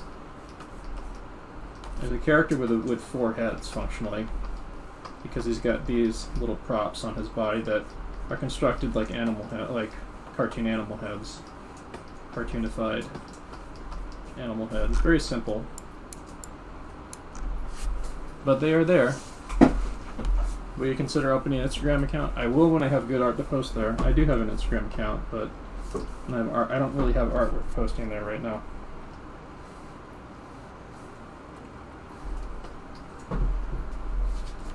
What's a good warm-up and practice routine for every day? Time figure poses.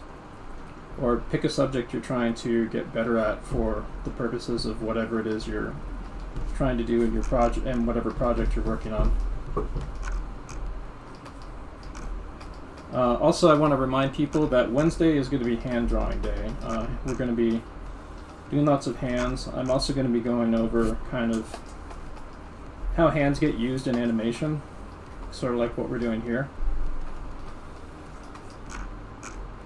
So we'll be taking a look at some hand animation stuff too. Like I said, I'm not really certain that I'm ready to do a demo yet. I think where I'm at as far as animation goes, I kind of want to do the animation on my own so I can have time to really bake it in the oven.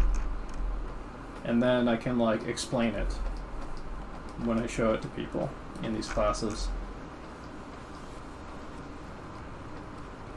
But doing draw over demos like this, where we kind of observe and break stuff down, that's pretty darn good. So I would recommend doing something like this. Grab something good from like Sakugaburo and do kind of draw over demos of like the simplified line of action-y shape. Like I'm not really getting caught up in anatomy here. I'm kind of noticing the sweep of this arm here, for example. The tilt of the shoulders versus the tilt of the hips, and so on. Might include a little bit of some cylindrical stuff here. Nothing fancy. Use this as an opportunity to throw in a little bit of hand drawing. So now you're kind of seeing me bridge the gap between my head drawing classes and my figure drawing classes a little bit, but with this draw over I'm doing.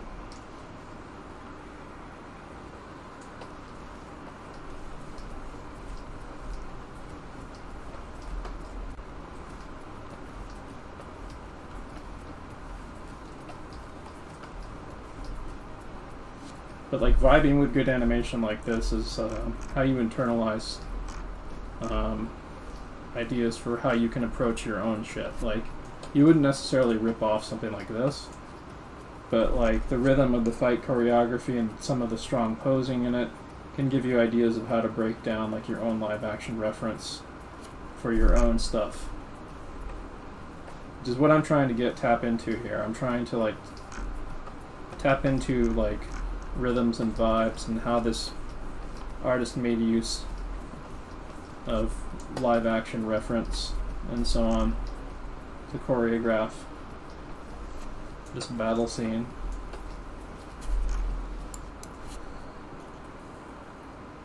But driving the action as a point of importance for this is the head. There's a lot of attention here paid to Zagreus's face, and part of that is helped by part of that is helped in his character design. The creators of the game wanted Zagreus to be kind of like memorable to look at, so they gave him kind of like 3D, like 3D glasses eyes, basically, with his coloring. So that makes it a little bit more interesting to look at his face. And he's also got like his head is kind of framed by like the Goku hair he's got sort of going on there. So it's in this animation, it's pretty easy to read his face even when his body is going crazy. Pulling off these cool ass sword moves.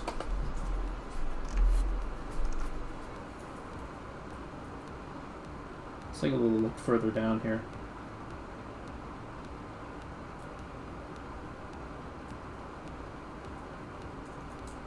So we can see even the principles of head drawing apply to this creature here. Like, he's got an eye line, he's got head sphere, there's stuff that's built off of him, he's got side planes, everything like that. He's got a massive jaw, this skeletal Hydra creature from the game. Even this creature obeys, in its head, all the rules of head drawing.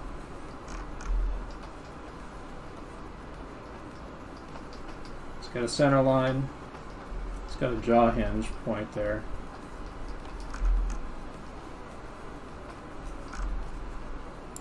This was the trailer for the game Hades, that's out now, by the way.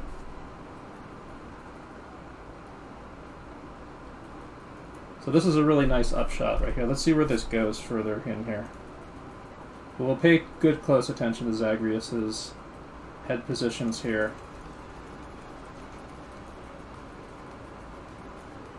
So there's a lot of great head position here. Look at that. There's a lot of variation in how he's moving his head around in this entire sequence here. So there's a lot of meat to dig in here. My homework for you guys this week, by the way, and for this class, is to draw lots of heads, draw invented heads, draw heads from photos, try to construct your own cartoon character heads. Let's get used to having fun with it. And I also want you to take something like this. You can even take this. You can just go ahead and take this, but something with really good head posing in it, or just good figure posing in general, which this has in spades. Take it like from Sakugaburo or wherever else. Import it into the drawing animation application of your choice and do studies, like what I'm doing. I think I got the entire trailer in here. Yeah, his resurrection here. This is one really important part right here. This was a shot. This is a really key shot by Spencer Wan that kind of really sells him. Like, there's a lot of fangirl squealing over this shot in particular, so why don't we dig into this? So we get his eye line there. We can tell from his brow and his eye line that his what angle the side of his head is, just about there. So this is like almost a straight line for the bottom of his chin there.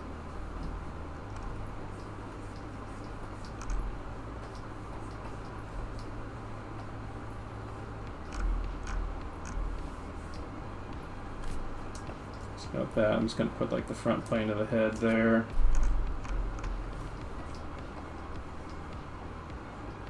Got kind of that triangle of the nose there. Just closed eyes in.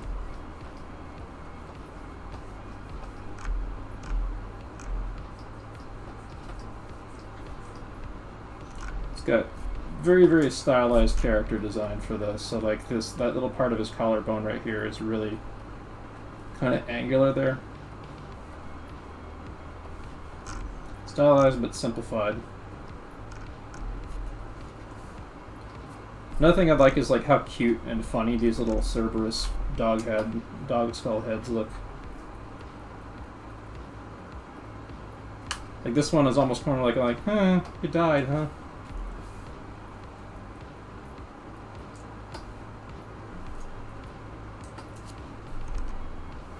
So now he's aiming his head down, and we know that he's aiming his head down because his ears are above his eye line.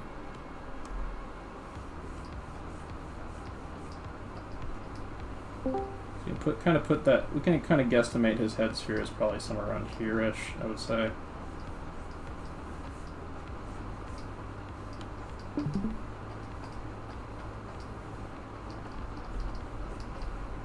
Like the tops of his ears are wrapping around to the brow line there. That got that kind of stylized anime nose.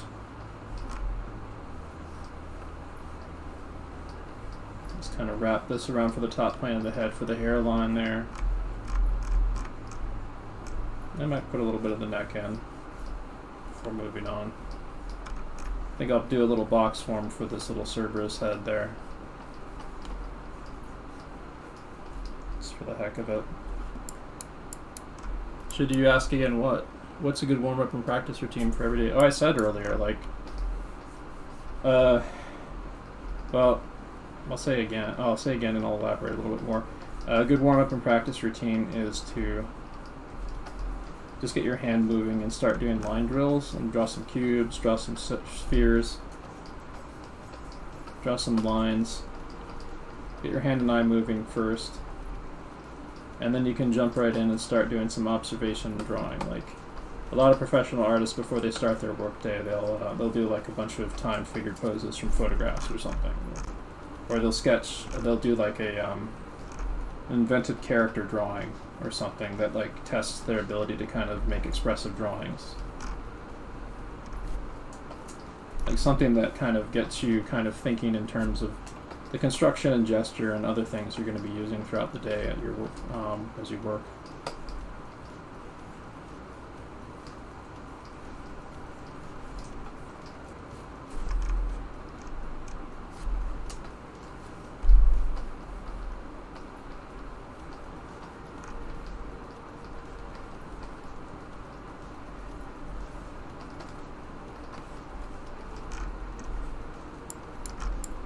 Would be very interested in seeing the roughs that were made for this shot.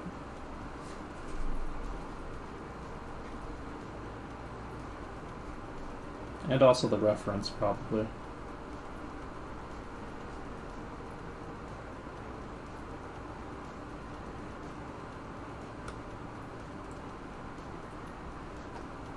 Alright, let's see here. There's a bunch of other stuff in this other sequence here that I wanted to mess with. So first I got to delete all this.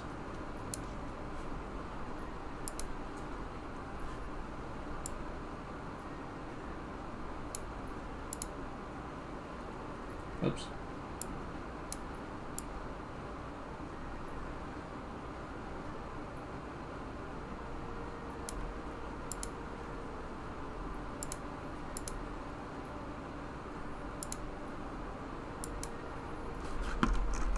Alrighty, so immediately establish his head sphere, his eye line, his brow line, kind of side plane of the head, center line. Get kind of that going there. Okay, Google, stop. How much more time we got? Let's see here. Okay, Google, how much time left on? Okay, Google, what time is it? It's 7:31 p.m.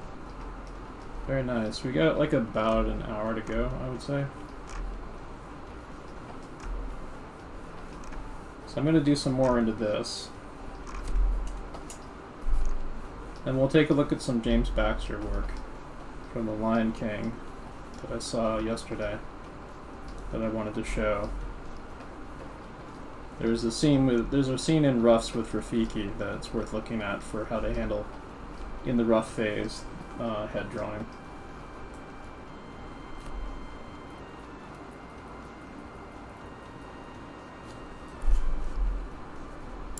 Actually, let me see if I can bring that up so I don't forget to bring it, so I don't forget to use it. I remember retweeting it, so it should be in my timeline somewhere here.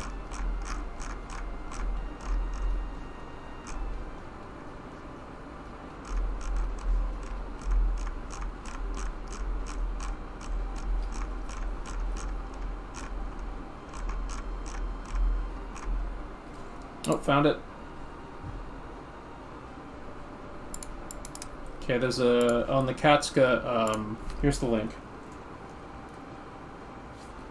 I'll also post it in Discord real quick.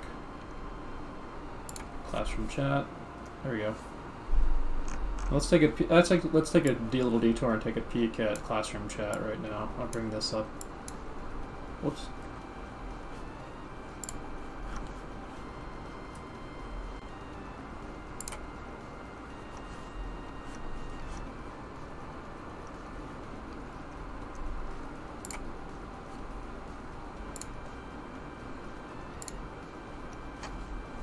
Let's get this off screen here.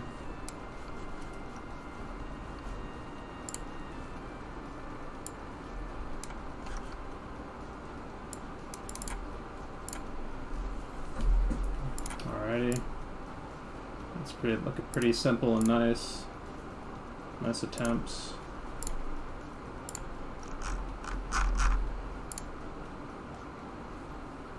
What's this?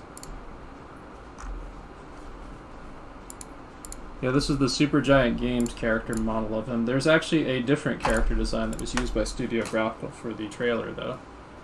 Let's see. So I think that one was used for the modelers, but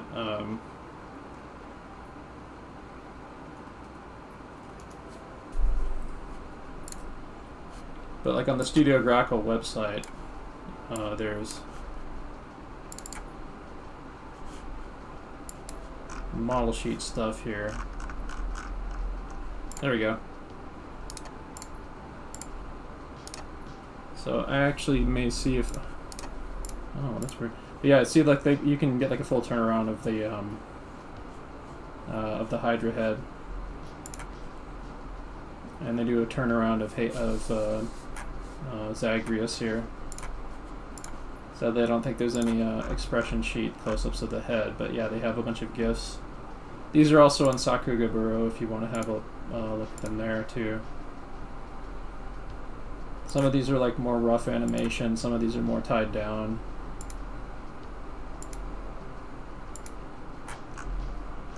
There's also some background and layout stuff there too. But yeah, it's cool shit. Anyway, so Rafiki, where are you? Where did I put your tab here? Here you are. Alright. So here's something from James Baxter for The Lion King. It's a couple things. And they're both worth looking at because one... here, maybe I better turn that audio off. Or I'm gonna get copyright boinked.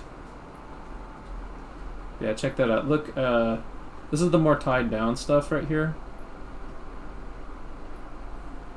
But if you look up top, this is like, that's like the initial passes that they take to this stuff. After, of course, they thumbnail it and kind of work out what's going to happen in it.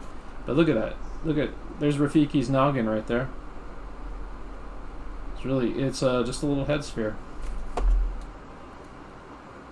See if there's any way I can, boost that in size so we can really see it. Here we go. Yeah. The itty bitty head sphere right there. That's just a little globe with an eye line and a center line on it.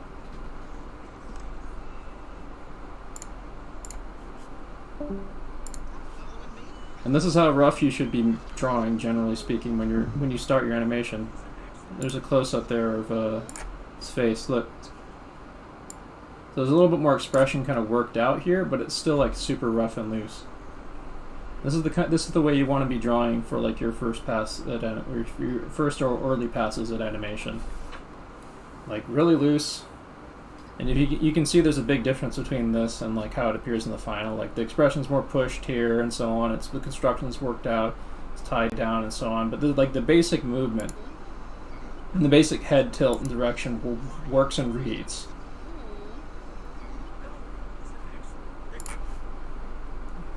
I hope I don't get copyright boinked for those Lion King audio clips. Freaking Disney. But yeah, like you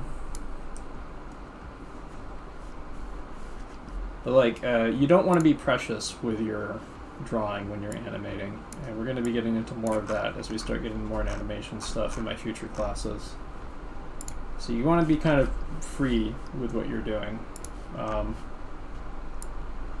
You do these draw over exercises like what I'm doing down in the corner here to kind of free, sort of like help you wrap your head around how this stuff is used. Like I'm kind of thinking about like how the perspective is playing off the character here in this shot and seeing how it's used on the body and stuff, and that's stuff that I'm going to vibe with when I start getting more into doing increasingly complex animations in this vein. As I get more confidence to take risks and try using this stuff that I'm studying.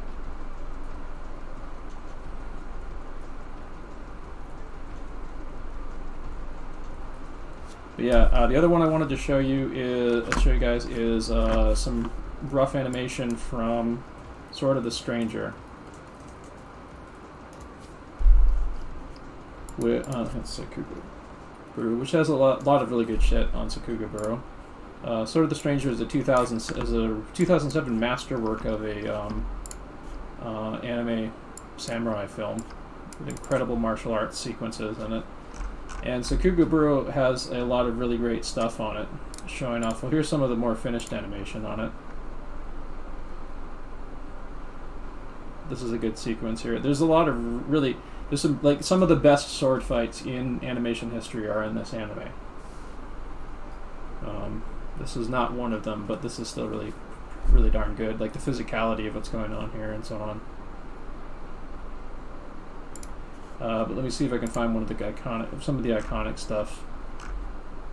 There's some roughs versus finished comparison stuff later in here, I think, that shows off some of what I'm talking about. Like I think some of these. Yeah. These are always great to see. Oops. There we go. But just like, there's no way to full screen this, is there? So I think this is a GIF originally. That's why. But you can see, look at how like super rough and loose. This is like gesture drawing class stuff. What's happening up here? They're using live action reference, but like playing with it and pushing it. It's like it's not rotoscope by any means. But then you compare it to like the bottom one right here, where a lot more stuff is worked out. This is like the Eastern version of what we saw James Baxter doing, basically. Where you start really rough and loose, and to just concentrate on making the motion cool and the timing cool. Like look at that. Like just look at how they drew the heads there. The heads there are just little crisscrosses with a little kind of wedge shapes and stuff in a lot of cases, or boxes. Versus how they drew them here, because then they go back through and then they work out the construction of the drawings and stuff after the motion is working.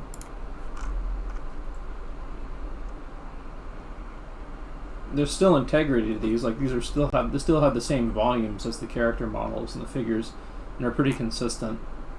And they kind of work anatomically as gesture drawings and stuff. So that like there's nothing really terribly too wonky when they blow it up into tie down and clean up. But yeah, that's how like this. You want to be like super rough and super loose when you're animating like this,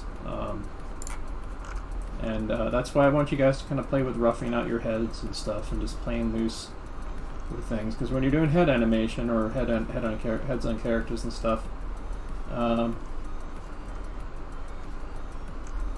you want to, like, oh here, let me show you some other good examples from Castlevania of stuff where they did work out the heads more. Let's see here. Stuff where they did work out the heads more in the rough animation, but let's see, some good examples in here. Here's a good shot. That's a good comparison shot in particular, like here. Like you can see like the dimensionality of the head. You see the eye line and stuff. You can see what direction the head is looking. There's a little curved line right there over the head to tell the direction of the eye line. The direction of the head. It's like a slight up tilt.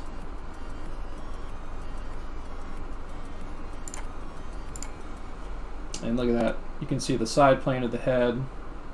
The top of the head, because it's the character's tilting the head down, and it's a ridiculously complex demonic head in the final cleanup.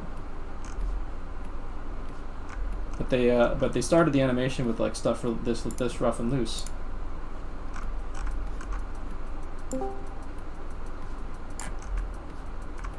I did see a little flash of something in there. Looks like they worked out Sam Dietz worked out a little bit more of like kind of some of the detail that's going to come in later for the cleanup artist.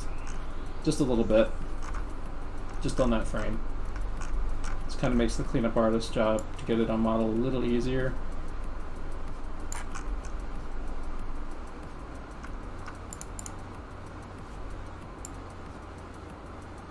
But then there's so much of this that is really drawn like scribbly rough and loose, but it's still done with a sense of like how the figure works and the proportions of the figure.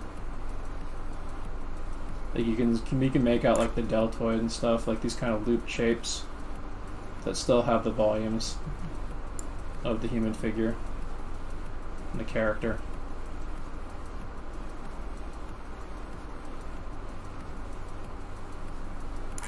And there's that side plane head with a simple eye line. And you can see the top of the head again. So, we're going to move back to do more of the Hades stuff real quick. Let's close these off. I'll take another peek real quick at some of the drawings people are doing. Oh yeah, somebody posted some of the Sakamoto. Oh, that's neat. Very tiny, but that looks like a good Danny DeVito. Oh, what's this? Whoops. see here. Move that off screen. Switch this back. Cintiq focus.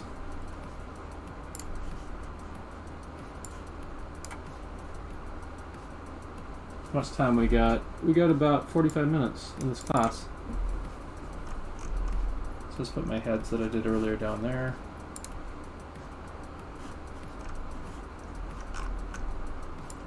Yeah, I mean, like, the point of doing kind of practice like this is to basically like, kind of like open your animator third eye, so to speak, to how you approach this stuff. Like tomorrow, I've got a lot of stuff where I'm going to be doing a lot of shot planning and stuff for shots that me and other animators are going to be doing.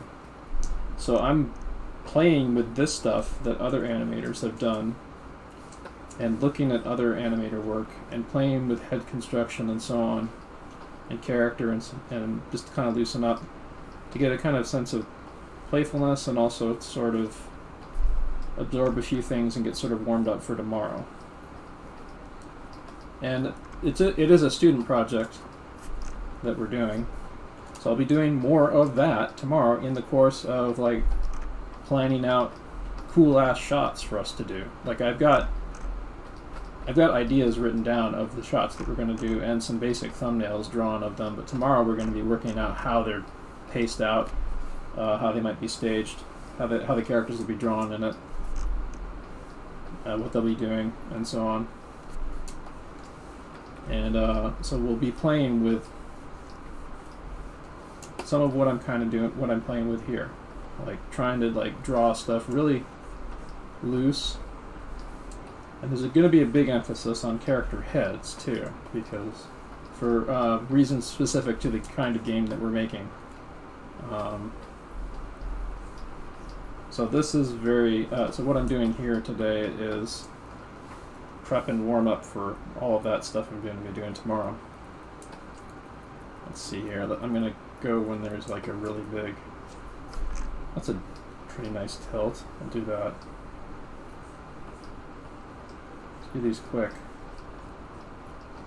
It's like when I am animating and stuff, I don't want to be dwelling too much on like making the world's best anatomy or whatever. I just want something that's in the ballpark of the volumes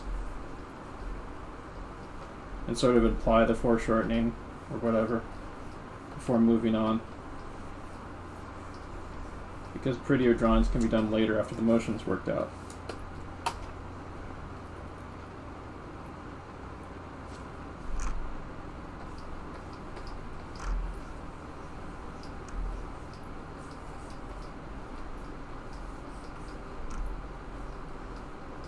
And also in the case of animation, a lot of times you're going to get a lot of inherently imperfect drawings in the course of animating. That's just the name of the game. Like some of the in-betweens are going to look kind of weird if you really, really scrutinize them. But you want to get them good. You want to get them like not shitty.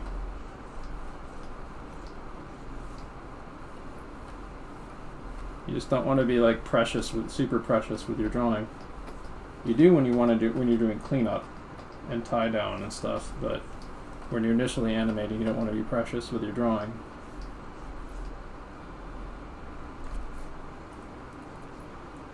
That's a really cool ass pose. Look at this. The arm just kind of wraps, the arm line of action kind of wraps up through the shoulders like this. Changes direction here at the elbow and terminates back there with the fingers further reinforcing it. The arm pose is reinforced by the toga. Then he's kind of like pressing down into the dog heads he's got, Cerberus heads. I want to find out. I want to find out if, like, in the game, like those little Cerberus heads he's got on his body is like there's an explanation for that. Like, is there the heads of like a Cerberus puppy or something that died when he was young or some shit?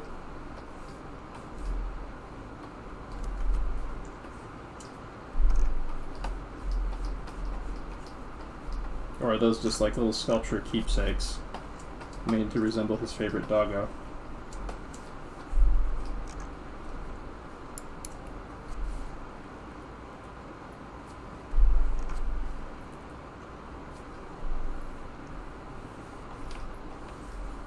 big old line of action there.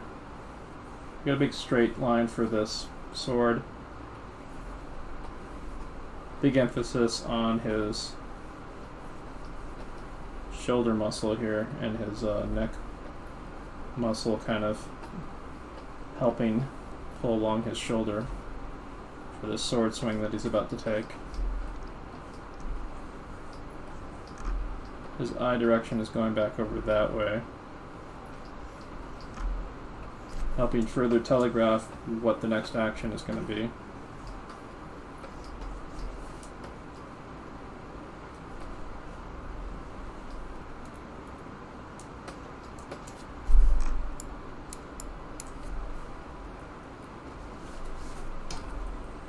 Let's go further in through this because there's a lot of like incredible variation for these poses.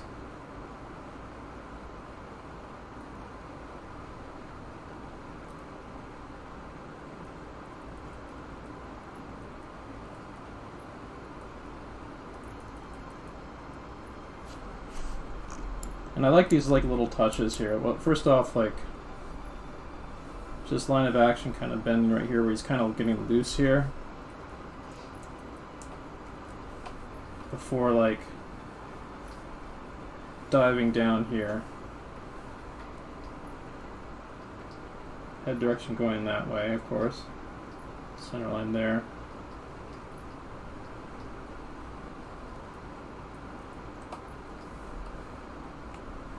Moving back that way in 3D space.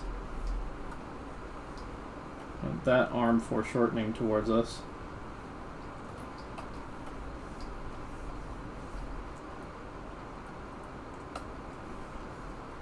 Body becoming kind of like a discus sort of thing. That sword rotating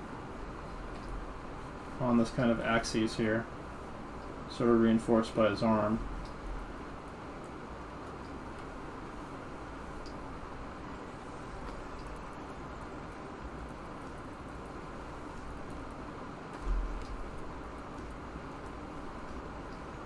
And check this out. We can see a little bit of the underside of his chin here, which is communicated by how dark the shadow of his chin is, even though that's probably not how the lighting would actually work in this situation.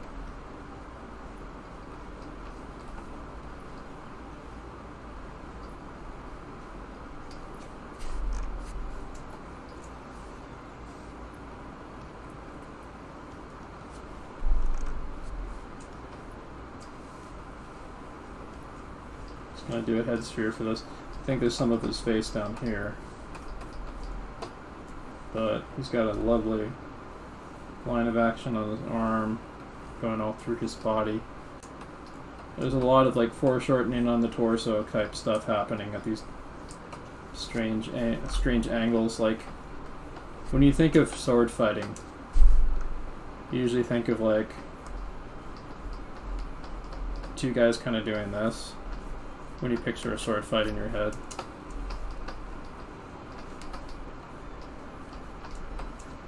But this kind of like breakdancing, choreographed, dodging and weaving, Peking opera, martial arts, adventure sort of stuff where the character's just like diving and weaving. Especially this character, because like both in like the gameplay that where the gameplay given the huge emphasis on dodging and avoiding in this game, like making the character really nimble in the trailer makes absolute sense. Look at that. I love the contrast here of the posing and the line of action here.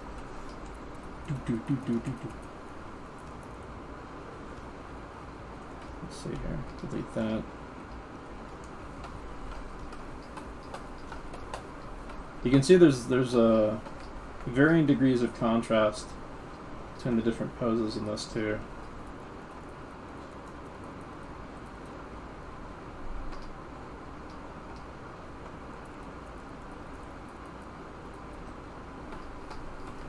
Contrasting your key poses is a big principle of this style of animation too.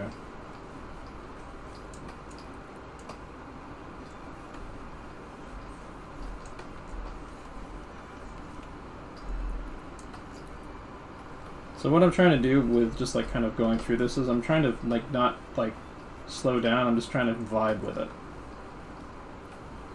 I'm trying to feel a little bit what the animator felt, like the energies that the animator was trying to put into what they were drawing. Because when they did this, they were working like super rough. They weren't really concerned about making perfect anatomy for that first pass or whatever. They had some, maybe some like live action reference, they were probably acting it out themselves.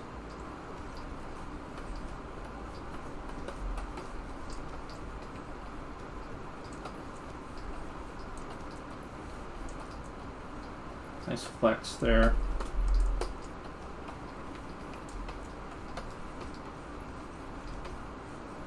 A lot of the details came later, obviously.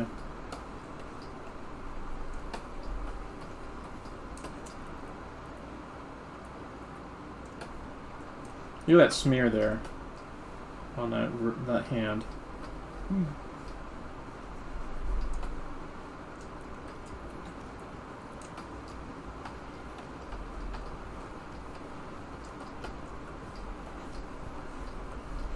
For something as complex as this, you can't necessarily know when and where a smear is going to occur.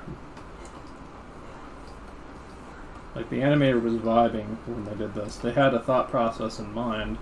I'd love to hear from the animator what that thought process was, but like stuff like this starts to happen when the animator's like vibing with what they're doing.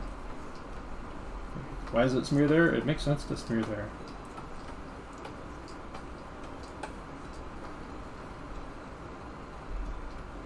It just feels right, okay?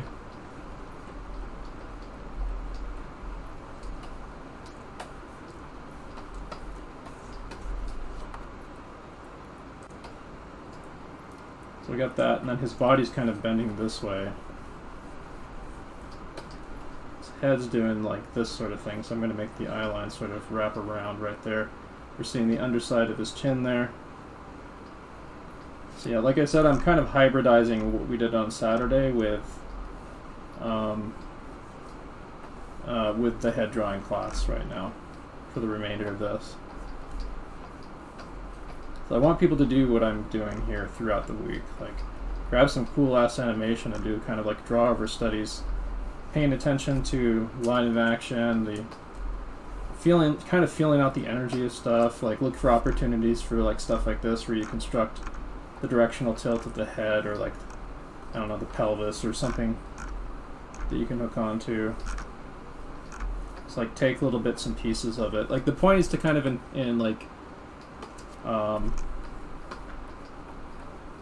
absorb little bits of this stuff, so it'll start making its way into your own work. So you can start playing with some of the stuff that's happening here in your own stuff.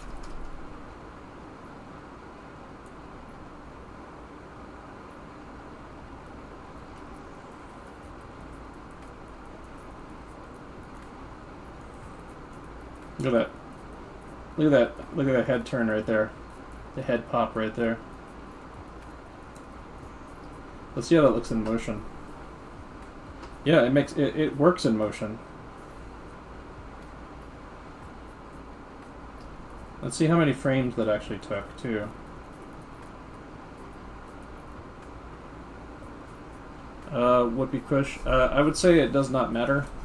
I would say that you should try to break stuff into basic shapes and try to find line of action and stuff, and I would say that doing this will actually help supplement your figure drawing practice, because it will contextualize the direction that you're kind of pushing in. What you're seeing in this character right here, this is a very figurative character, which would be good to study, good to do draw over studies from, because like he's got kind of exaggerated, simplified muscle anatomy. Do not get caught up in the details of him. You want to do more along the lines of the kind of stuff that I'm doing, where I'm kind of like feeling out like the overall kind of thrust of what's happening. Like this. Then you occasionally look for opportunities to add in a little bit more construction or whatever. Like this is not dissimilar to how like how animators will draw like their initial pass on something.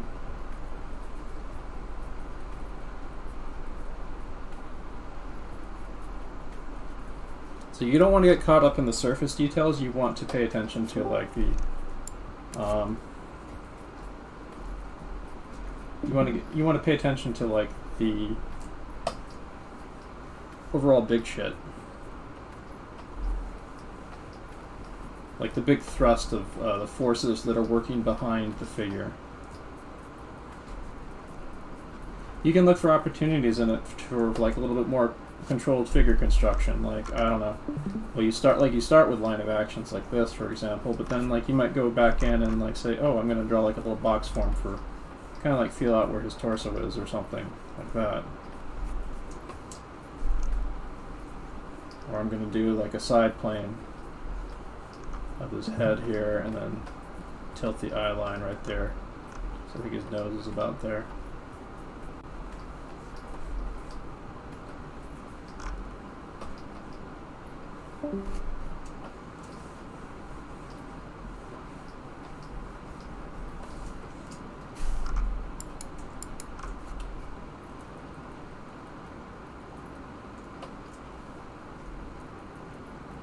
I mean, if you want to animate like this, you've got to study animation like this.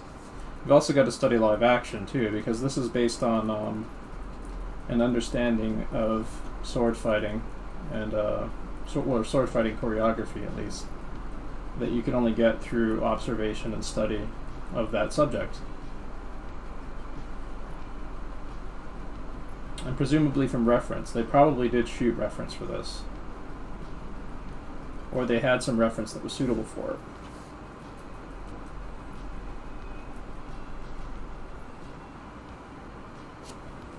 Some really clever stuff going on here. Like, he uses the, he anticipates the Hydra head coming in here, and then he kind of knows that he doesn't really have time to get a full swing in, but he butts its head away to keep it from biting him. With a kind of a knockback move, I guess you might say. Widen stance down there. Ugh. Oof. Very martial arts master kind of looking. Focus on his face.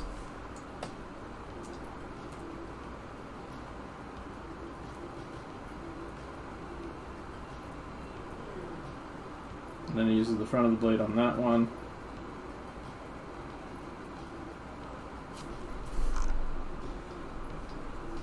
So we can wrap the eye line right here. Remember what we saw in Samuel Dietz's thing? We're kind of doing that now.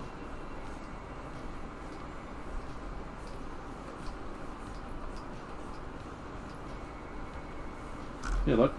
There we go. I'll even try like sort of drawing in sort of how Samuel Dietz drew in the simplified muscles here.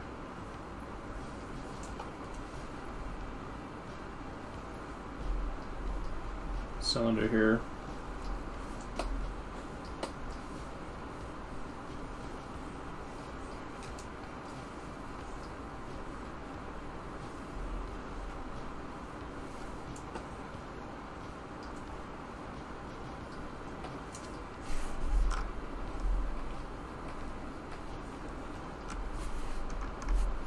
Neat.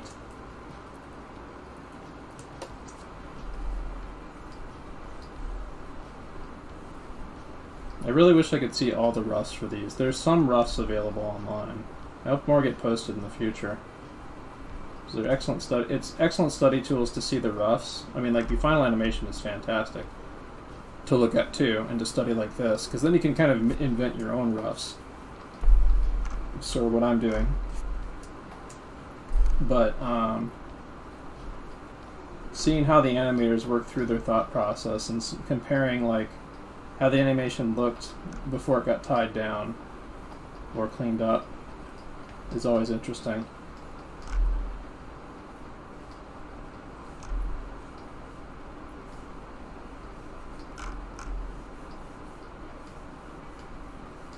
So I expect we're going to be doing a lot more of this stuff as part of these class sessions.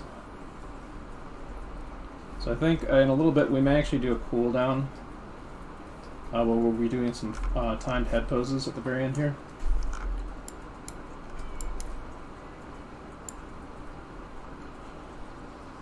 So I think I've gotten all I wanted to out of this.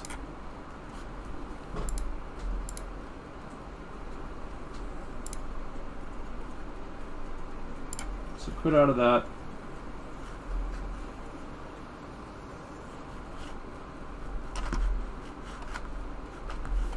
Give me a second, and I'll grab Clip Studio back into my main screen.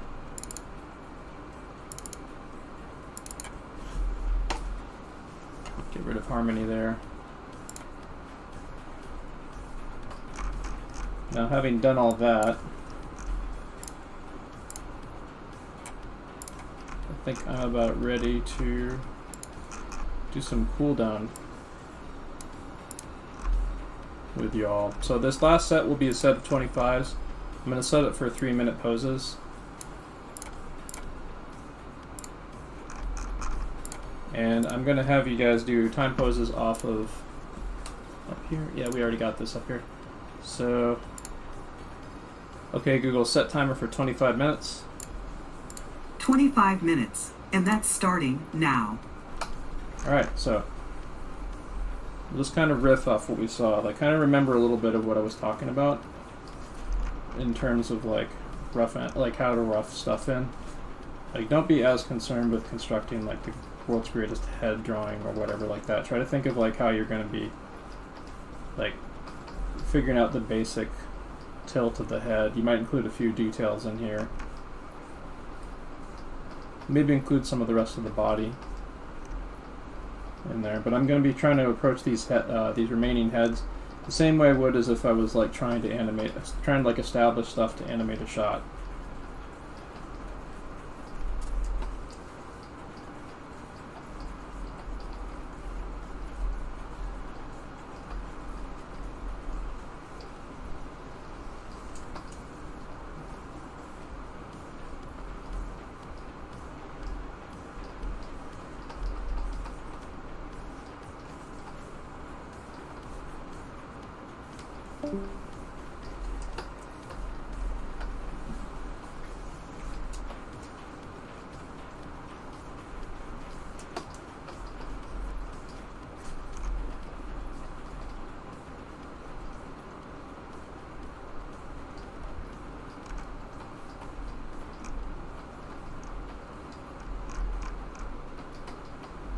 I wonder if there's a Google Calendar to add to the...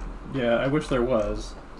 We do have a an internal thing that we use for ourselves, but yeah, I would love to actually make a... I think I should actually make a Google Calendar just for my classes so that people here can use that to kind of know when they're supposed to be here for stuff.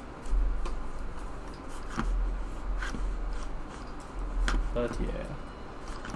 Also, thank you. Somebody actually gave me a $5 sub today on Patreon.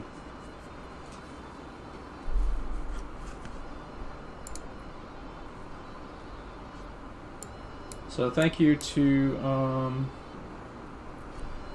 Endervolg, however that's pronounced, for the $5 pledge on Patreon. I will be uploading some of the demos that I've done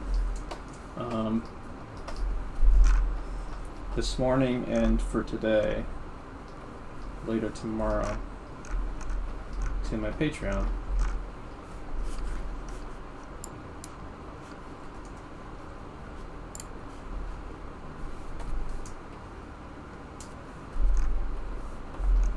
Little potato head there. Not really going for accurate lightness. I'm just kind of approaching this how I would like do my initial pass on animation with this guy.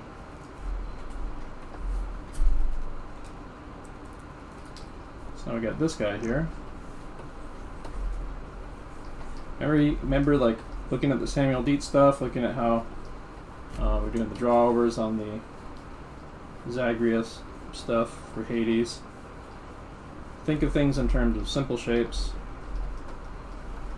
Simple shapes that you presume are going to be in motion at some point. And don't be precious with your drawings.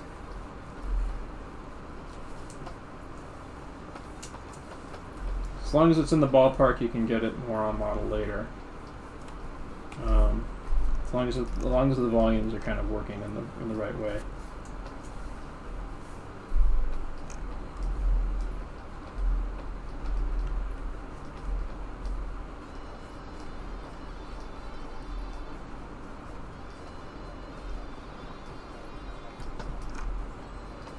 As you can see, after doing like that kind of draw over on the Zagreus stuff, I'm getting better results at this because grinding at the same thing without refreshing my eye over and over again is kind of a drag.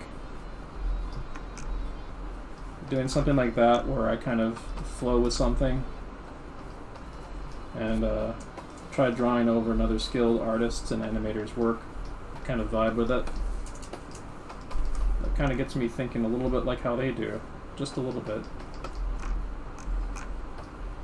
And that opens my ability to observe stuff, even when I'm just sketching casually like this for the remainder of these heads that we're doing today.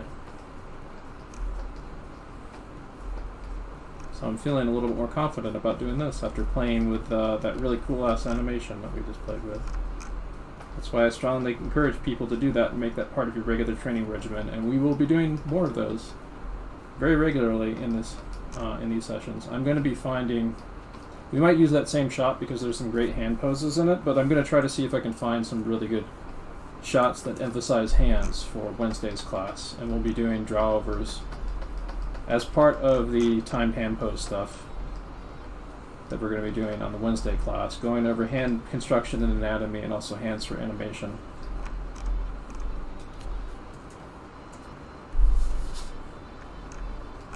Also, another thing is in the mornings now I do uninstructed timed pose workshops, although I might do some light instruction in them. I tried one this morning as my warm-ups for about 2 hours, and it definitely helped. So I want to do more of those. They will be streamed to my Twitch too. I'm doing them so like the people in Eurozone and so on can show up for them.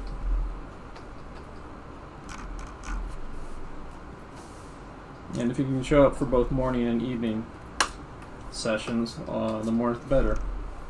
I'm going to be trying to collect more heads because we're kind of running dry on head content for this class, aren't we?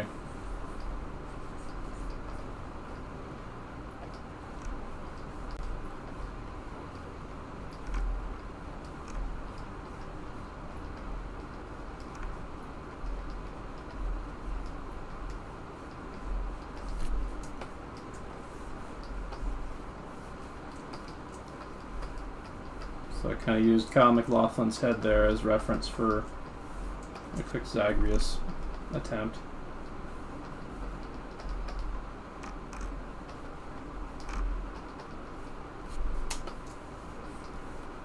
Zagreus has a surprisingly thick neck.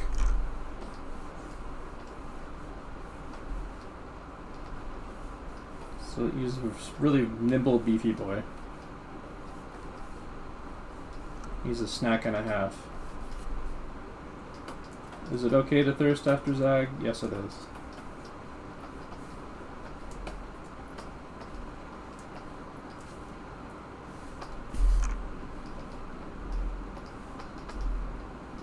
What colors are his eyes again? I think the left one's pink.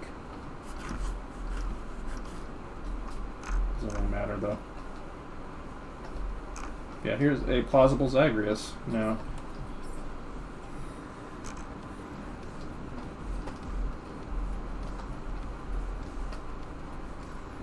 Get the Cerberus heads in there.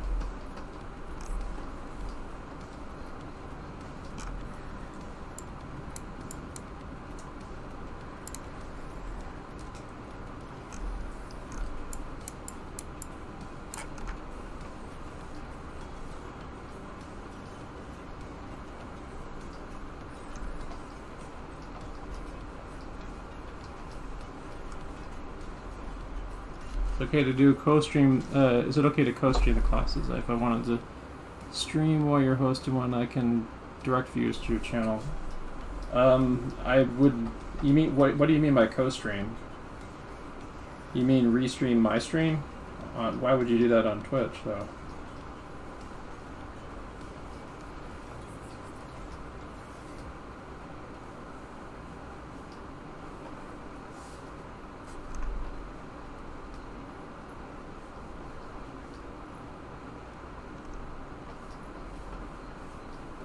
I'm not sure what you're asking for there.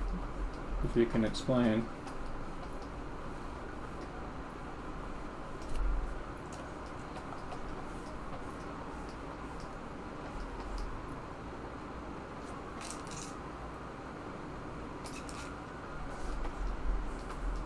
I don't know about that. I'm not sure why you would do that. That was the thing. Like, I mean, the next best thing is I could like give you if I could give you like voice access during the class if you have valuable input to give or whatever. I don't know. I don't know who's asking this. As if this is somebody I know from the Discord or not, since I don't recognize the Twitch account that's asking this.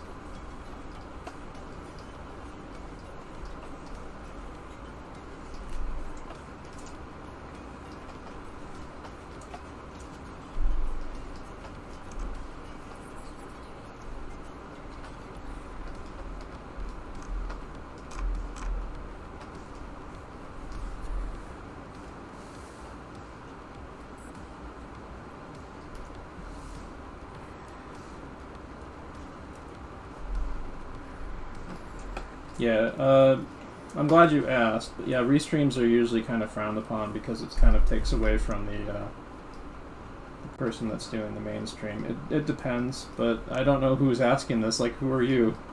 I might be willing to do it for somebody I know personally, but I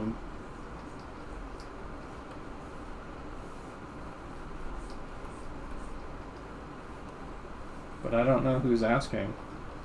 Is this somebody I should know from the Discord?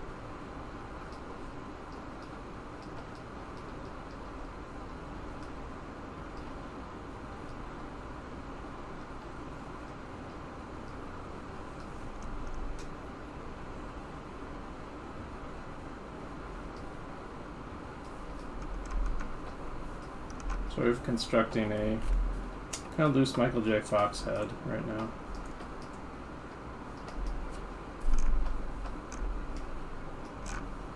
I'm not using the same head angle though.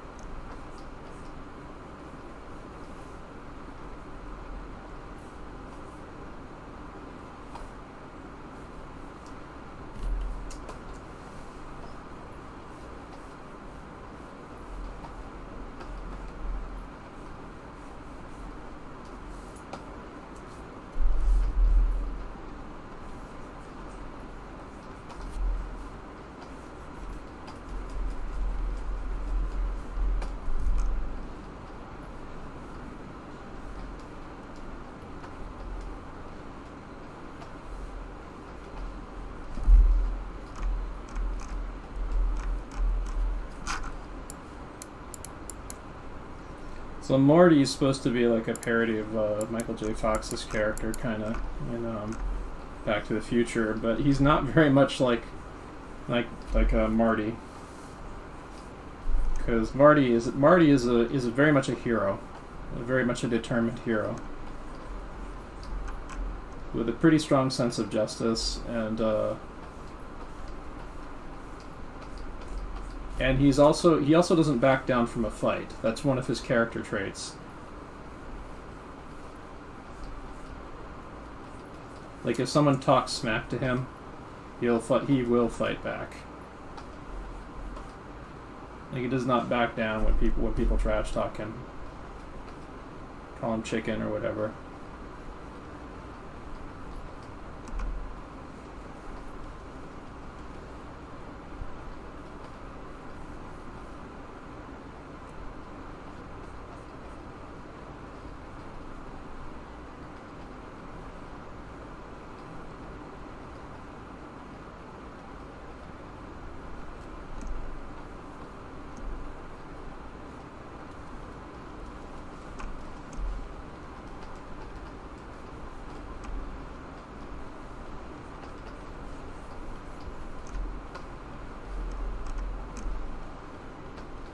Oh, it's the Twitch co-stream feature you're thinking about. Yeah, well, I'd be willing to do that with, like, some of the team members of the Discord. I don't know if you... Are you a team member of the Discord? So I don't know about just any random person from apologies if you are a regular that I should recognize. I don't recognize the account name. Genin Nexus.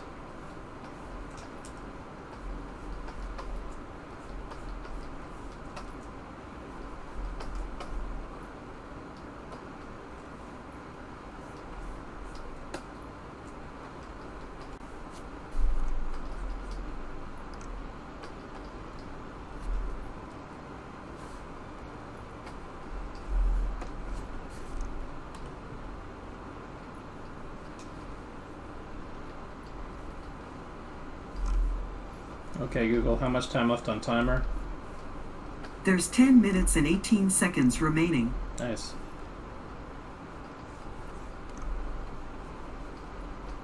So how do you guys like this new class format where we... I'm going to actually try fitting doing draw-over demos into these too in the future, but how do you like this format where we integrate animation studies into the class too, to kind of recontextualize what we're doing, instead of just like the same head construction drawing drill stuff? Because I mean that's always where I was headed with this stuff to begin with. Like, it would be utilized in animation.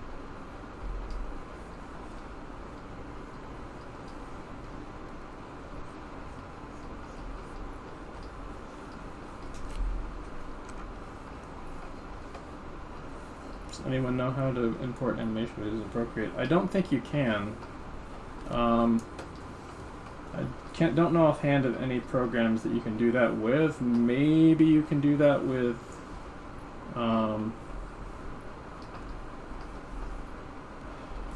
what's it called? One of the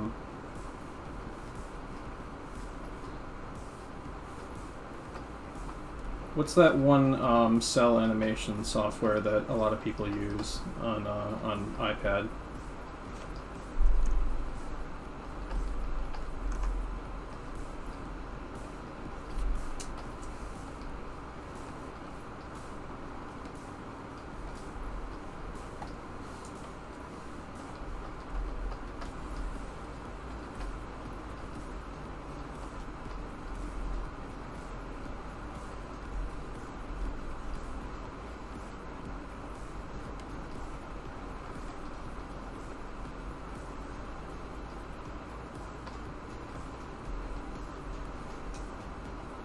Yeah, I don't have a lot of experience with animation software for iPad.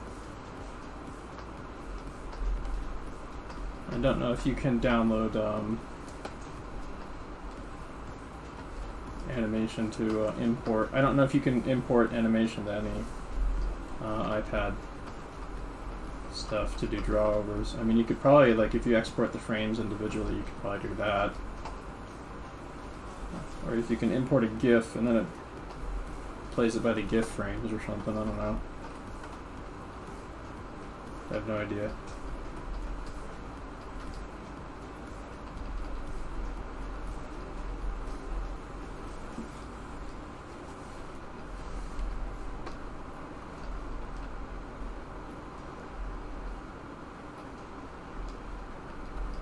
What you could probably do is like export the individual frames and then import them or something, I don't know.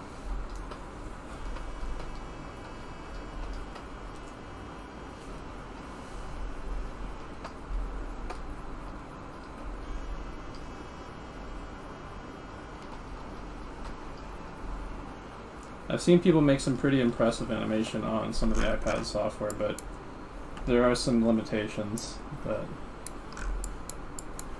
kind of make it not the best for animation versus like a desktop PC or something.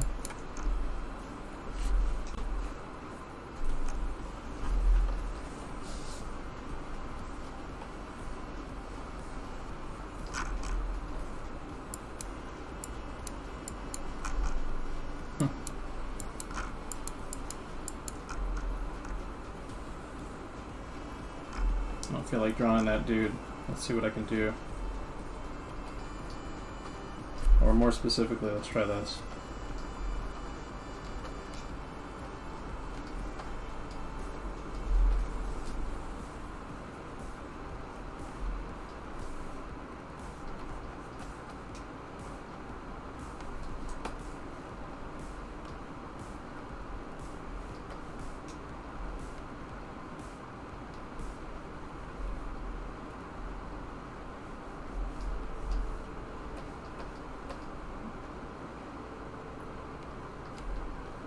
Don't know who this is, but remember when I yoinked it, I think this guy was a pretty famous British actor.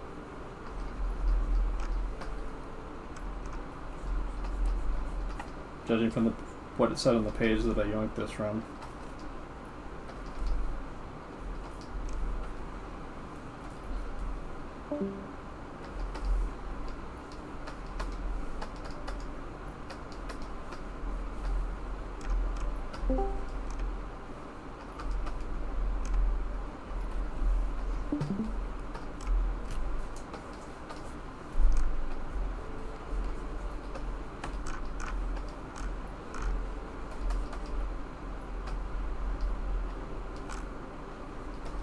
Not every head has to be a super detailed thing. You can have fun with stuff too.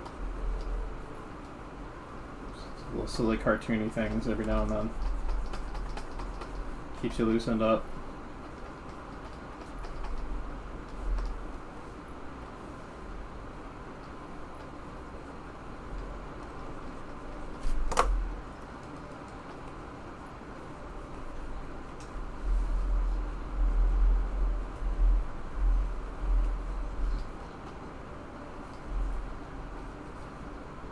After I get done with this, I'm drinking the world's tallest glass of ice water. I'm so thirsty right now.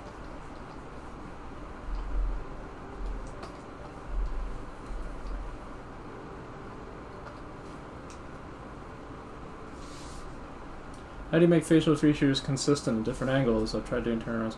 The easiest way for that... Oh, at different angles. Well, you should look at like examples of like how... of other characters, like head angle sheets and stuff of how they maintain the consistency of the features. There's a lot of like Glen Keane stuff that shows how to like really break down the heads in really simple ways, so that tracking the features becomes a lot easier. For like look up a lot of Glen Keane model sheets. For like Aladdin and I think Little Mermaid, and those will help a little bit. He draws like really rough and loose, so then you don't get confused with like making the drawings too ornate.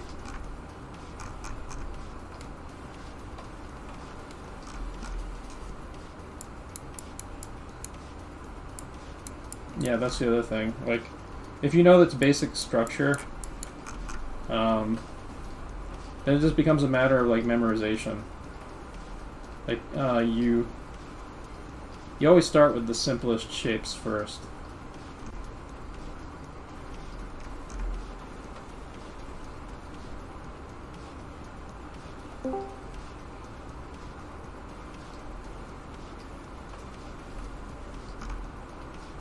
Studying your face in the mirror definitely helps, yes.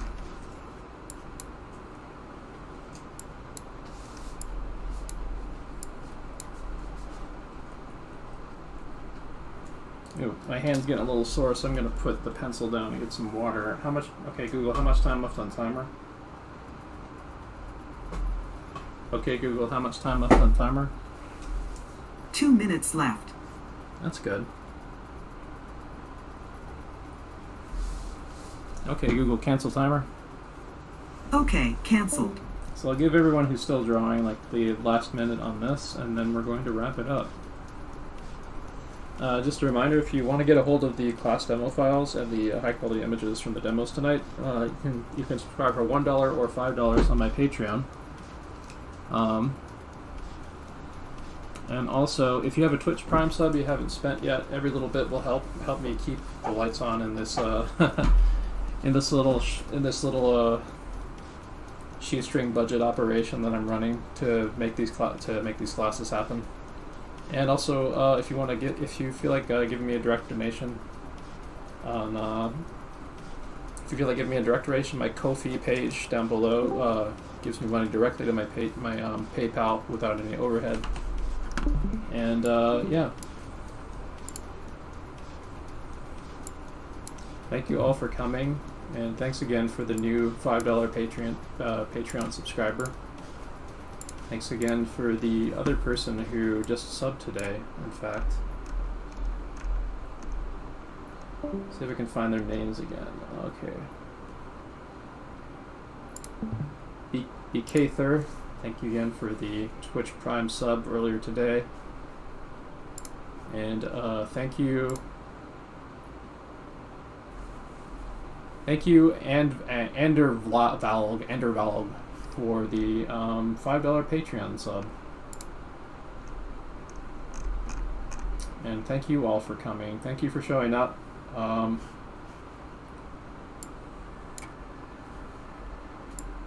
I would like to float with interest, if people would be interested in paying $25 for a $25 Patreon tier where I have a limited number of subs, where I meet with them once a week for one-on-one classes, or a small closed class group where we do really focused class studies, or something like that. Either once a week or once a month, or I don't know.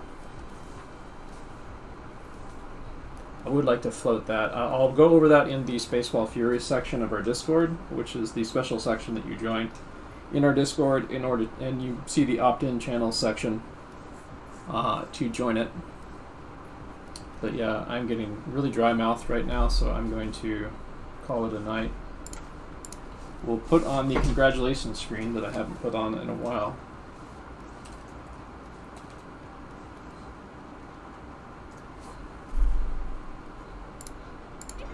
But yeah, in the coming weeks I'm going to be continually strategizing about how to make more money doing this stuff, because I want to see if I can get like a little bit more, whether incentivizing people donating more, or more consistently, or doing something like that people would want to pay for, like one-on-one feedback, or drawovers, or art feedback, or things like that. I want to be strategizing for that. So keep in touch with me, my members of the Spaceball Furies class section. Keep in touch with me on that, because I want your guys' feedback about what you might be interested in paying for from me, so you can help support the stream and get something out of it for yourself too.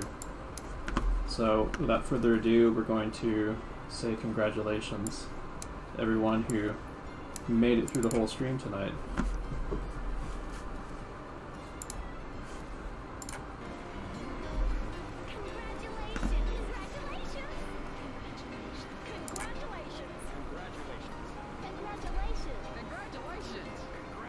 Just a reminder, Wednesday will be hand drawing, and we'll be going over how to use hands in animation too.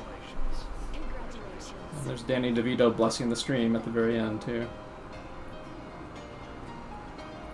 Let's have a good evening, folks.